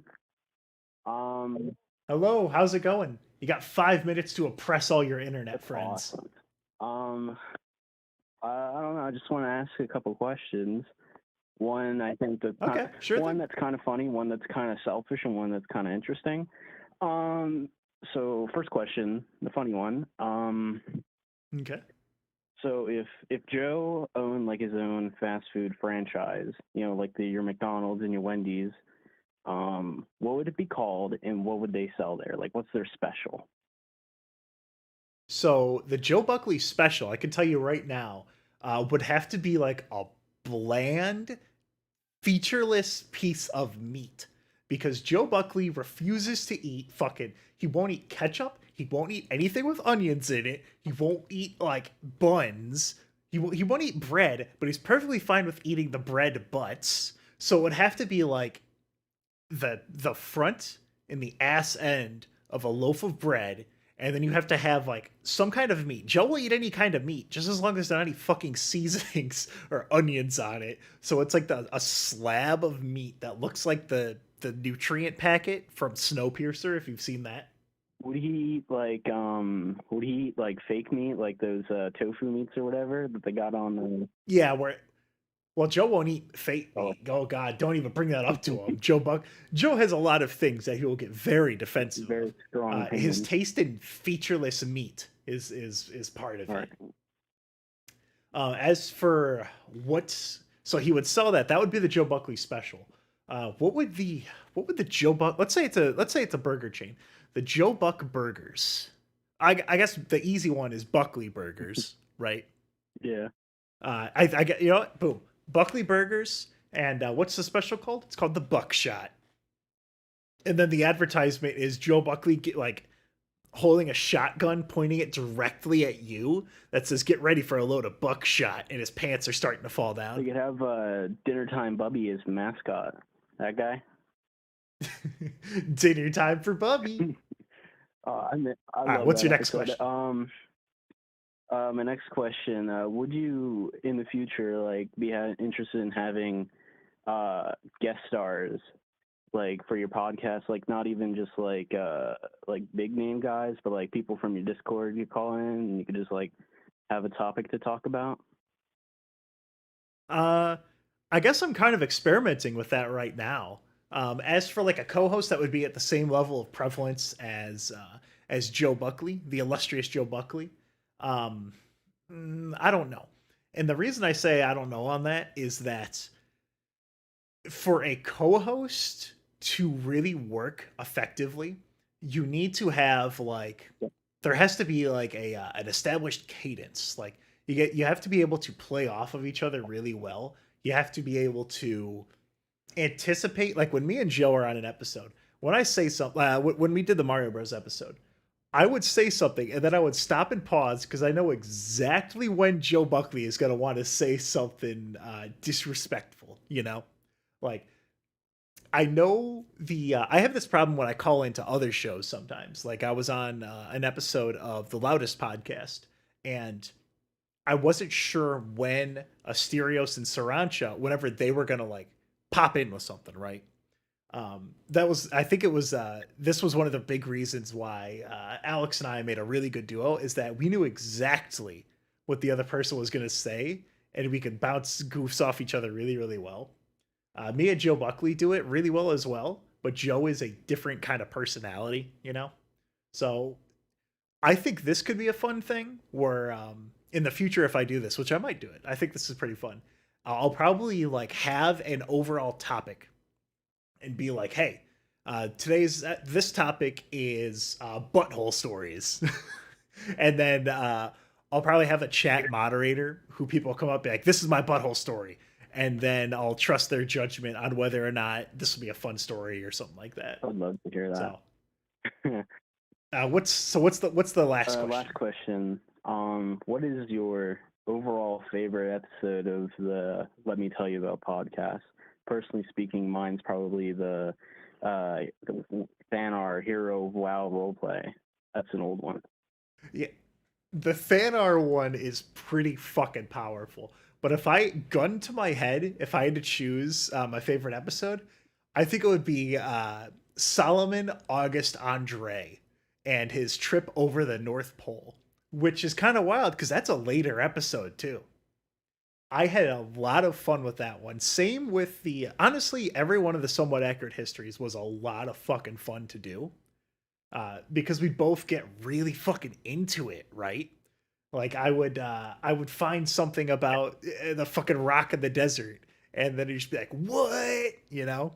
Those are really fun. But yeah, I think the Solomon August Andre, where he took the hot air balloon over the North Pole, is my favorite episode of the podcast. It's the one that when people ask me, like, hey, you do a podcast? What's it about? I'm like, okay, it's weird topics, weird history, weird societal bullshit. Check out this episode where a man tries to fly over the North Pole in a balloon. It's the one I go to. I also think I lied. It's probably not Thanar that's my favorite. It's probably the Online Oddities episode, just because of like all the wacky shit that happens in it. I've been watching. Well, okay, listen. I got one last thing to ask you before the call's over. Sure. Are you a cowboy? I'm not a goddamn cowboy. All right, thanks for calling. Love you Bye. guys. That was the right number, actually. That time I got it. Third time's the charm. You liked the RJ Lake episode? So did I. I thought it was really interesting. It was like an early peek into the podcast. I'm going to scroll back up for a little bit. I'm not going to take a phone call for a bit. I'm going to scroll through the chat and point out some of these questions here. Chrome wants me to live stream more. Live streaming is fun. I actually found this fucking really weird Mario 64 mod. It's like a unnamed fucking mod. It's like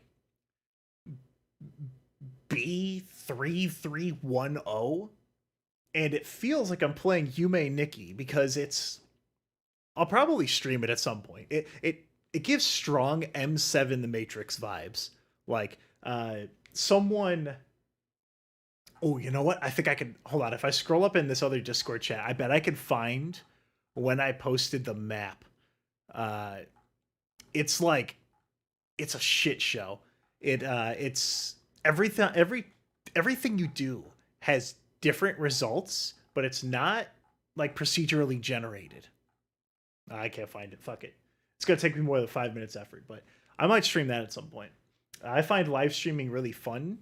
And I think I mentioned at one point in the podcast how once I hit like 25, I kind of stopped playing as many single player games because my time became a little bit more limited because I have a lot more responsibilities and shit as I get older. So doing playing a single player game and making it multiplayer in the same sense that in that single parent documentary, I would sit there and watch my little brother ignore my mom and play Castlevania Symphony of the Night. That's what streaming kind of lets me do, is it's like, hey, other people get to watch this game. But I don't like being in the opposite seat. I don't like to watch streams normally. I don't know. It's weird. Streaming is in a weird spot for me. I might, as unfortunate as it would make let me tell you about gaming. As unfortunate as it would make that like into kind of a reality, I might do it. We'll have to see. I toyed with the idea of playing through all the Paper Marios at one point. So, yeah. Lost media campaign for baby Tad drooling. I'd agree with it.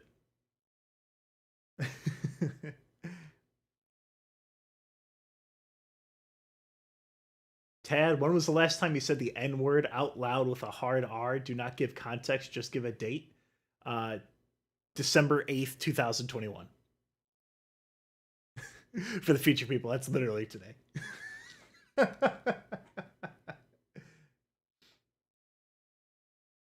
Oh, Hunt for the Golden Owl. I guess Hunt for the Golden Owl was that thing I was thinking about when I was talking earlier about the hunt.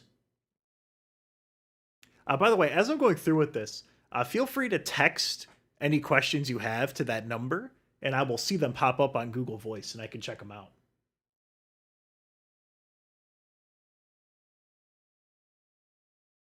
Yeah. This is the danger of not having a chat moderator, because if I had someone, I'm like, hey, do you want to be a moderator for today? They could do unpaid labor and like get some of the interesting questions that come up and just like pass them to me. Because I was trying to do both. I was trying to engage with the fans while also going through the chat and finding the questions, and that is really hard to do.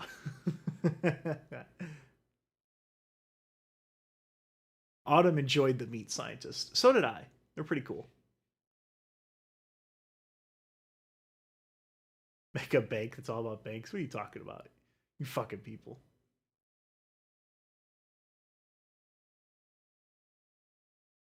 Little Caesars. There's some Little Caesars discourse going on right now. I don't know. Little Caesars is like smoking cigarettes. I have had in my entire 27 and a half years, I've had maybe one full pack worth of cigarettes.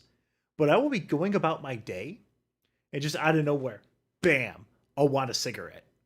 And that shit scares me. And it's the same thing with Little Caesars. I've had more Little Caesars in my life, but I will just get a pang where it's like, fuck, I could really go for some Little Caesars right now. And there is none in the new town that I moved in, so I'm just Little Caesars-less. What am I supposed to do?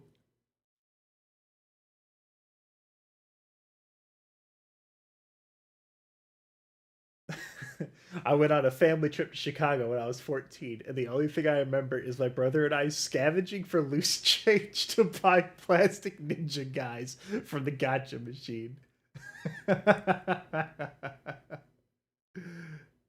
Oh, they were going up to the guy at the sports arena with all the change to buy more ninjas. I did something similar when I used to go to the YMCA after school day camp. What I would do is that at one point I had done something and got in trouble, so I wasn't allowed to go on the trip that they would take every Wednesday. So what they did is that they grounded me and made me sit in the lobby. But I discovered in the lobby that there was a machine that had cashews, and I really liked cashews.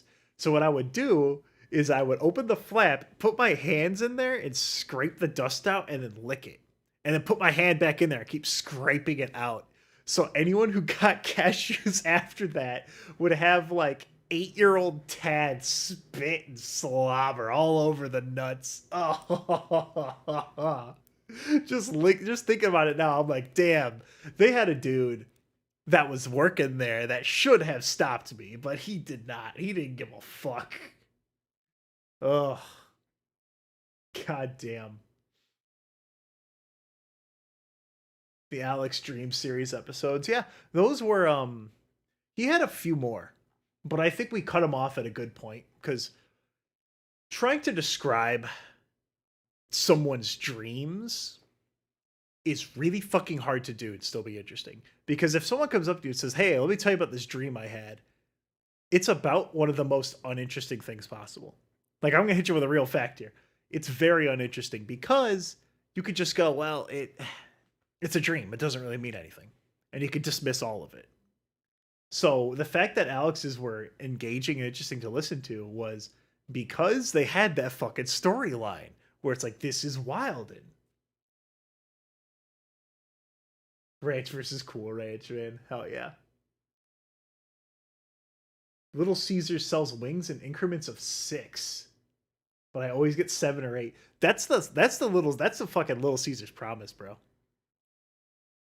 Would I rather spend a week? This guy paid money, so I'm gonna read his comment first. This is just for future reference. He gave me money, so I'm gonna read. Fuck, he gave me money, so I'm gonna pay attention to them. They have a higher value to me.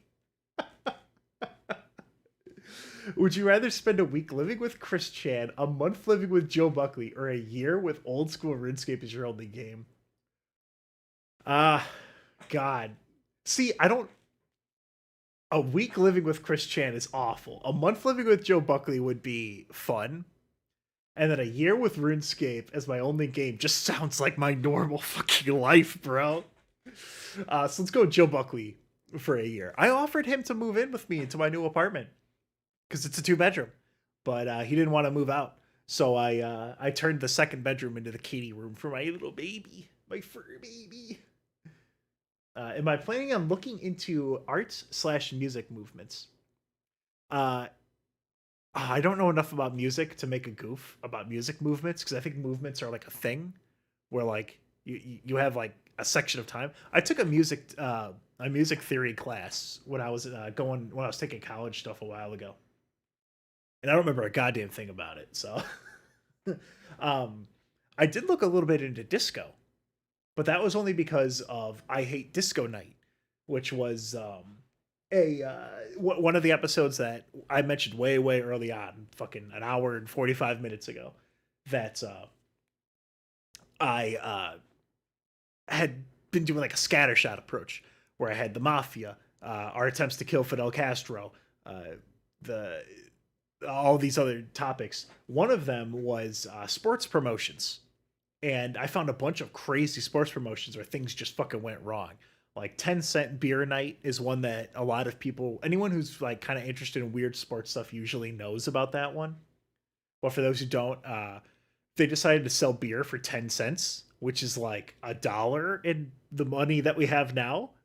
And that's real fucked. How were the neo-Nazis in German class? I didn't have any in my class, but the teacher did tell me, or Frau Reardon, she told us about, she had a skinhead in one of her classes, and it was like an early class that she was teaching too. And they had to sit him down and be like, listen, fucking cut it out. You're being cringe. Josa told us how she was, I think she also had a degree in special education. And she was teaching a class with, the slower kids. And they were watching Of Mice and Men. And at one point, they got up and, spoiler alert for Of Mice and Men, a fucking 100-year-old novella that's like 50 pages long. They, they shot the guy, and then he stood up and pointed at the TV and shouted, "They killed that son of a bitch." And I think about that a lot. No Wave or Dada? That would be interesting.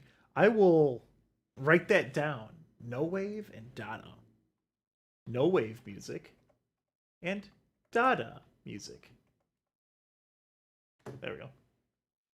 Alright, let's check out some of these messages.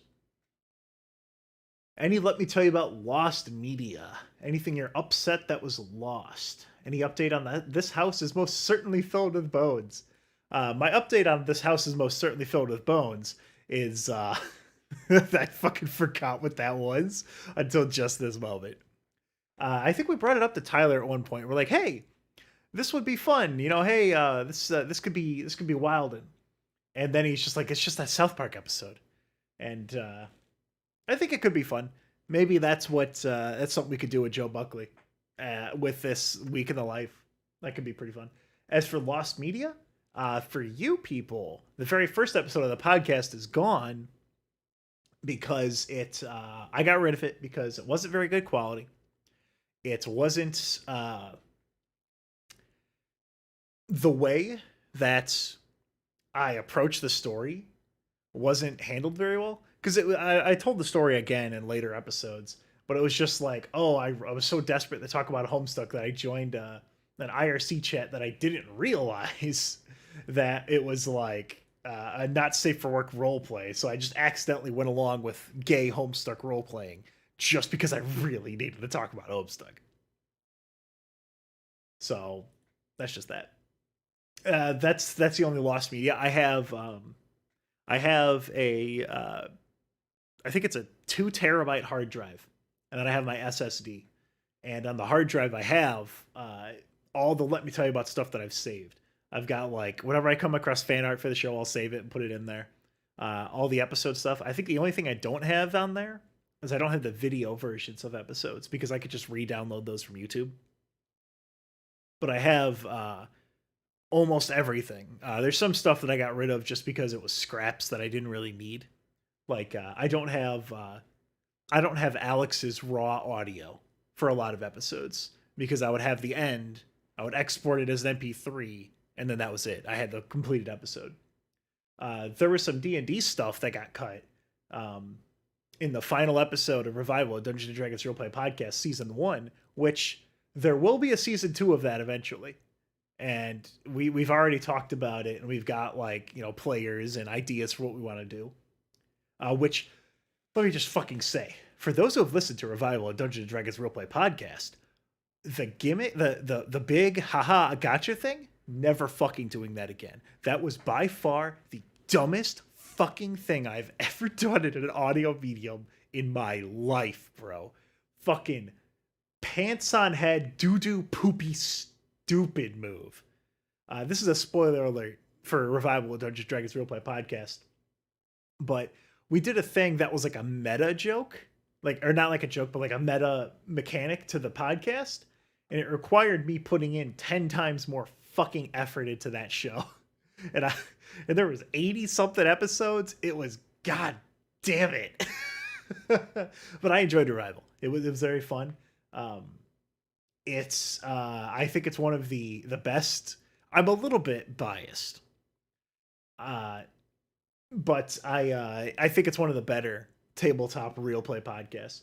I wish that we could have had consistent and clear and high quality audio the whole time, but I didn't know what I was doing. None of us knew what we were really doing. So it's kind of hard to do that. Every podcast will have the first few episodes are going to be kind of shitty, which is why I made that switch a few years ago to go, because me and Alex were doing weekly episodes and I was feeling like they weren't that great. So I started going for quality over quantity, because if an episode is really high quality, people will listen to it months down the road, you know? An episode on Philo-Medusa. I will add that to the Google Chrome tabs. Yo, look at that fucked up frog. Look at him go. Let's see.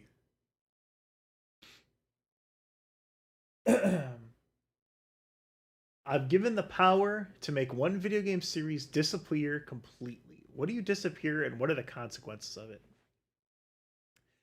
If there's one video game series that I think has done the most damage with the least amount of benefits, I would say, So you could take the easy route with this, and you could say like, oh, Assassin's Creed or Call of Duty. I would say the one that's done the most damage. That's a good question, actually. Because it's really easy to just say like, oh, this game series that I don't enjoy. But that's cheaping out. Let's cheapen it out. That's not really fair. No, I'm going to give this person a call. This is a good question.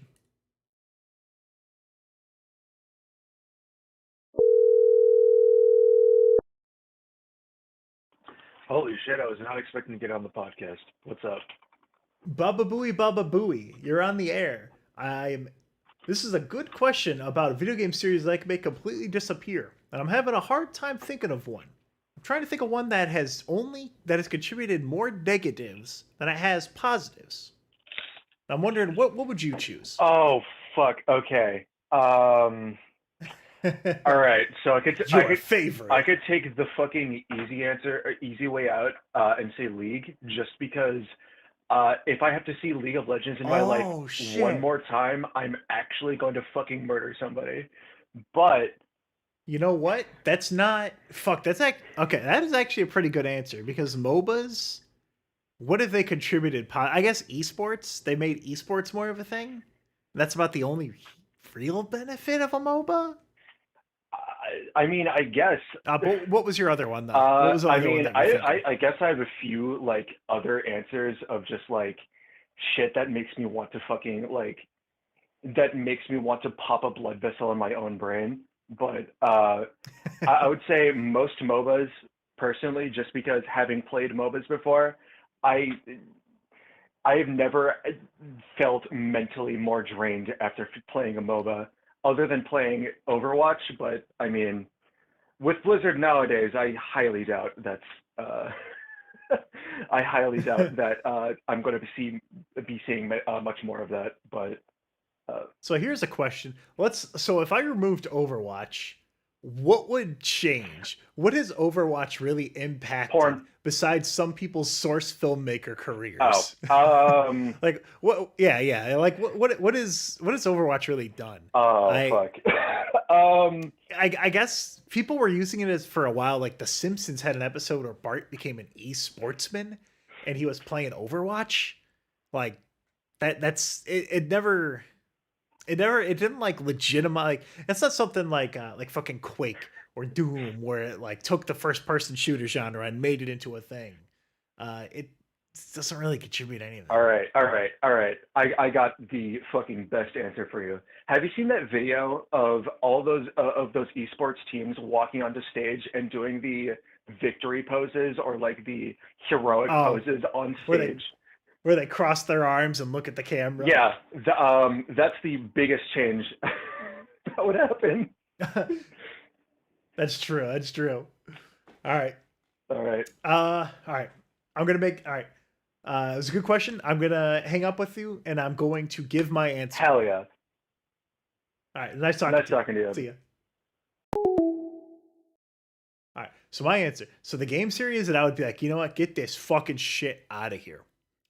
I'm going to take it a step back from League, and I'm just going to say the original Dota. Dota would also get rid of League. It would also get rid of Heroes of New Earth, which is unfortunate because Heroes of New Earth has that crazy Boktin Sunda and all just that visual noise. And it would unfortunately get rid of Rise of Immortals.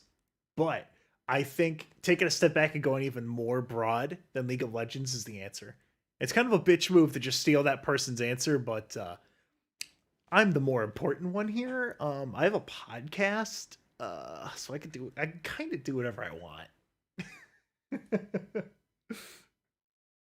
Oh, I think I just got another one. Yeah, I got two. It's two questions that were the exact same. If you were to improve or remove any games from history, and then this one just says League of Legends.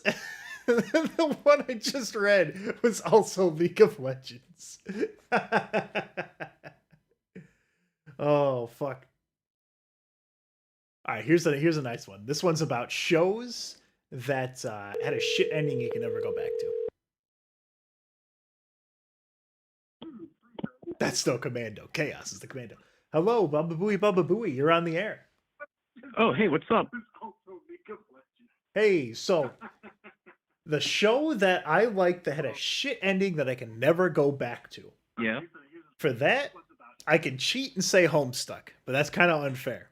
Okay. But a show that I invested my time and effort into that had a piss poor ending that just made me feel like I wasted my fucking time on it. Yeah. I'm going to say it's motherfucking Kamen Rider Double. The one that I was doing the Henshin homies on. I listened. The ending of that show, Alex fucking hated it too. Oh, boy. The big finale is that so Kamen Rider Double, it's the 2-in-1 Kamen Rider. They have to fuse together to do the shit. Mm-hmm. One of them dies. And then the ending, in the last 2 minutes, they just bring him back to life. Okay. And I felt like the entire fucking show was wasted. That does sound like shit. What is yours? Do you have one that you can't come back to because you're like, oh, what a fucking shit ending? You extended your hand in friendship and it spat in your mouth, to quote Battle Block Studios. Have you heard of a little show called Star versus the Forces of Evil? I have heard of it, but I don't know anything about it other than people making jokes saying that Star is like a genocidal monster. Well, Ted, you'd be right. So, season 4, by God, I don't know what it is with TV shows, but for whatever reason, it's always the 4th season that just shits all over it. It happened with Community, it happened with Steven Universe, And it happened with Star versus the Forces of Evil. So to make a long story short, Star and Marco, the two, leads or whatever, they get together, right? And everyone's all, oh yeah, Star and Marco. And it's this whole will they, won't they bullshit, right? And, eventually they get together, but it's just a whole, slog, and it gets in the way of the main plot, which is basically, say no to monster racism. Don't be a racist to monsters. Right? And basically, we'll fast forward to the final episode. Basically, Star decides, all right, you know what, Magic, you gotta go, and she goes to this tavern, right? And she basically they destroy magic, they get rid of magic, anything magical, you're dead. Any magical creature, she kills just because, she realizes, all right, magic is the reason why everything is, terrible. So wait, so she comes up with a fucking final solution for magic? Yeah, pretty much. She plays God. And it's just presented as no, that's fine. Yeah. That seems wild. It is wild. And at the end, Earth and Muni, that's the name of the, place that Star comes from. They combine, right? And you'd think, oh wow, that changes up the status quo pretty well, but no, they don't do anything with that because, that's the last episode, Tad. That's it. So Star and Marco. How many seasons did Star have? 4. 4 seasons. Okay. Yeah. Yeah. It's did you ever watch House? House MD. I saw it here and there, but not enough. It had an issue in its final season where there was one of the actresses in the TV series. The series is getting fucking huge. It dragged on for 11 seasons. Yeah. To the point where they started repeating things, but the ending itself wasn't so bad. I stopped. It was the fact that the last 3 or 4 seasons, they had to write out several of the major characters. And they had to do it in this weird fucking way. They drove a car through someone's house so that they could write them out of the series and they never show up again. American TV seems to have that issue where they just they find something that works and they keep milking it until it finally stops paying out. And people The Walking Dead. The Walking Dead is still going. Yeah, I know. There's still getting there's seasons. A spin-off, Fear the Walking Dead. I think that has 6 seasons. Maybe less, but that one pissed me off because what I thought it was, and maybe it is this, maybe it did turn into this, but I thought Fear the Walking Dead was going to be 1 season, boom, this is someone else's story. Season 2, someone else's story. Season 3, someone else's story. But from what I saw it was just here's another group, and then it just stayed with that group for at least 2 seasons, and I just stopped watching. I think that happened with Heroes, oh god, yeah. And I tried watching Heroes Reborn, and it just didn't hit the spot at all. It was unfortunate. Yeah, the reason why Heroes kind of turned out the way it did was because this happened during the writer's strike of 2008. It was supposed to be an anthology series, but then the writers, everyone in the Writers Guild, they had that strike, so. Yep. I wonder if that strike is ever resolved, or I wonder if it's still going on. It got resolved. Okay. Yeah. All right. It was nice talking to you. I'm probably gonna take one more call, and I'm gonna end it because you've been going on for 2 hours. I could feel myself running out of steam. All right. All right. Nice talking to you. See you later. All right, bye. Well, that son of a bitch hung up on me. That's not how it's supposed to go. All right. I'm gonna do one more. Let's see. If I had to be a shameless whore for a product in return for a lifetime supply of said product, what product would I shill? Honestly, fucking anything. I get emails a lot that are from, actually, hold on. I can pull one up right now and read it verbatim. I got one that's definitely from the real, definitely 100 real Mars Bar Corporation that want to advertise on my show. Yeah, here it is. This is from some name at email.com. We would like to promote on your YouTube channel. The Mars team want to promote their products in your media space. Mars is an American shelf-stable food company best known for its chocolate bars, but it also makes pet food, chewing gum, drinks, food, and canned sauces. Do you want to work with us? We're waiting for your reply. I get a lot of them that are just fucking, they don't even give a shit. They're like trying to scam me and shit. It's I'm trying to see if I can, yeah. Here's one. There's an app. I'm not gonna say their name because I'm not gonna dox them. But they sent me a message like, "Hey, we need some people to promote this app," and they're like, "Hey, we're interested. You know, we like." And then obviously it was like a robot because they didn't. It was like, "We really like that you're comedy and entertainment podcast." I'm like, "What the fuck are they talking about?" Then I realized that's what it's listed as on iTunes. Like, "We really enjoy your show. We'd like to promote this app." I'm like, "You know what? You pay me and I'll do anything you want." And then they're like, "Yeah, we will pay you in Google Play gift cards." And I just sent them back a link to Howard Stern Baba Booey. Get the fuck out of here with that shit. The most inconvenient lifetime supply that I'll be willing to shill for would probably be, let's see. I would shill, it would have to be something that just, Mountain Dew. Like, you just have cans and cans and cans of Mountain Dew, and it just sits around. I wish I could fucking remember the name of this. It was on TV.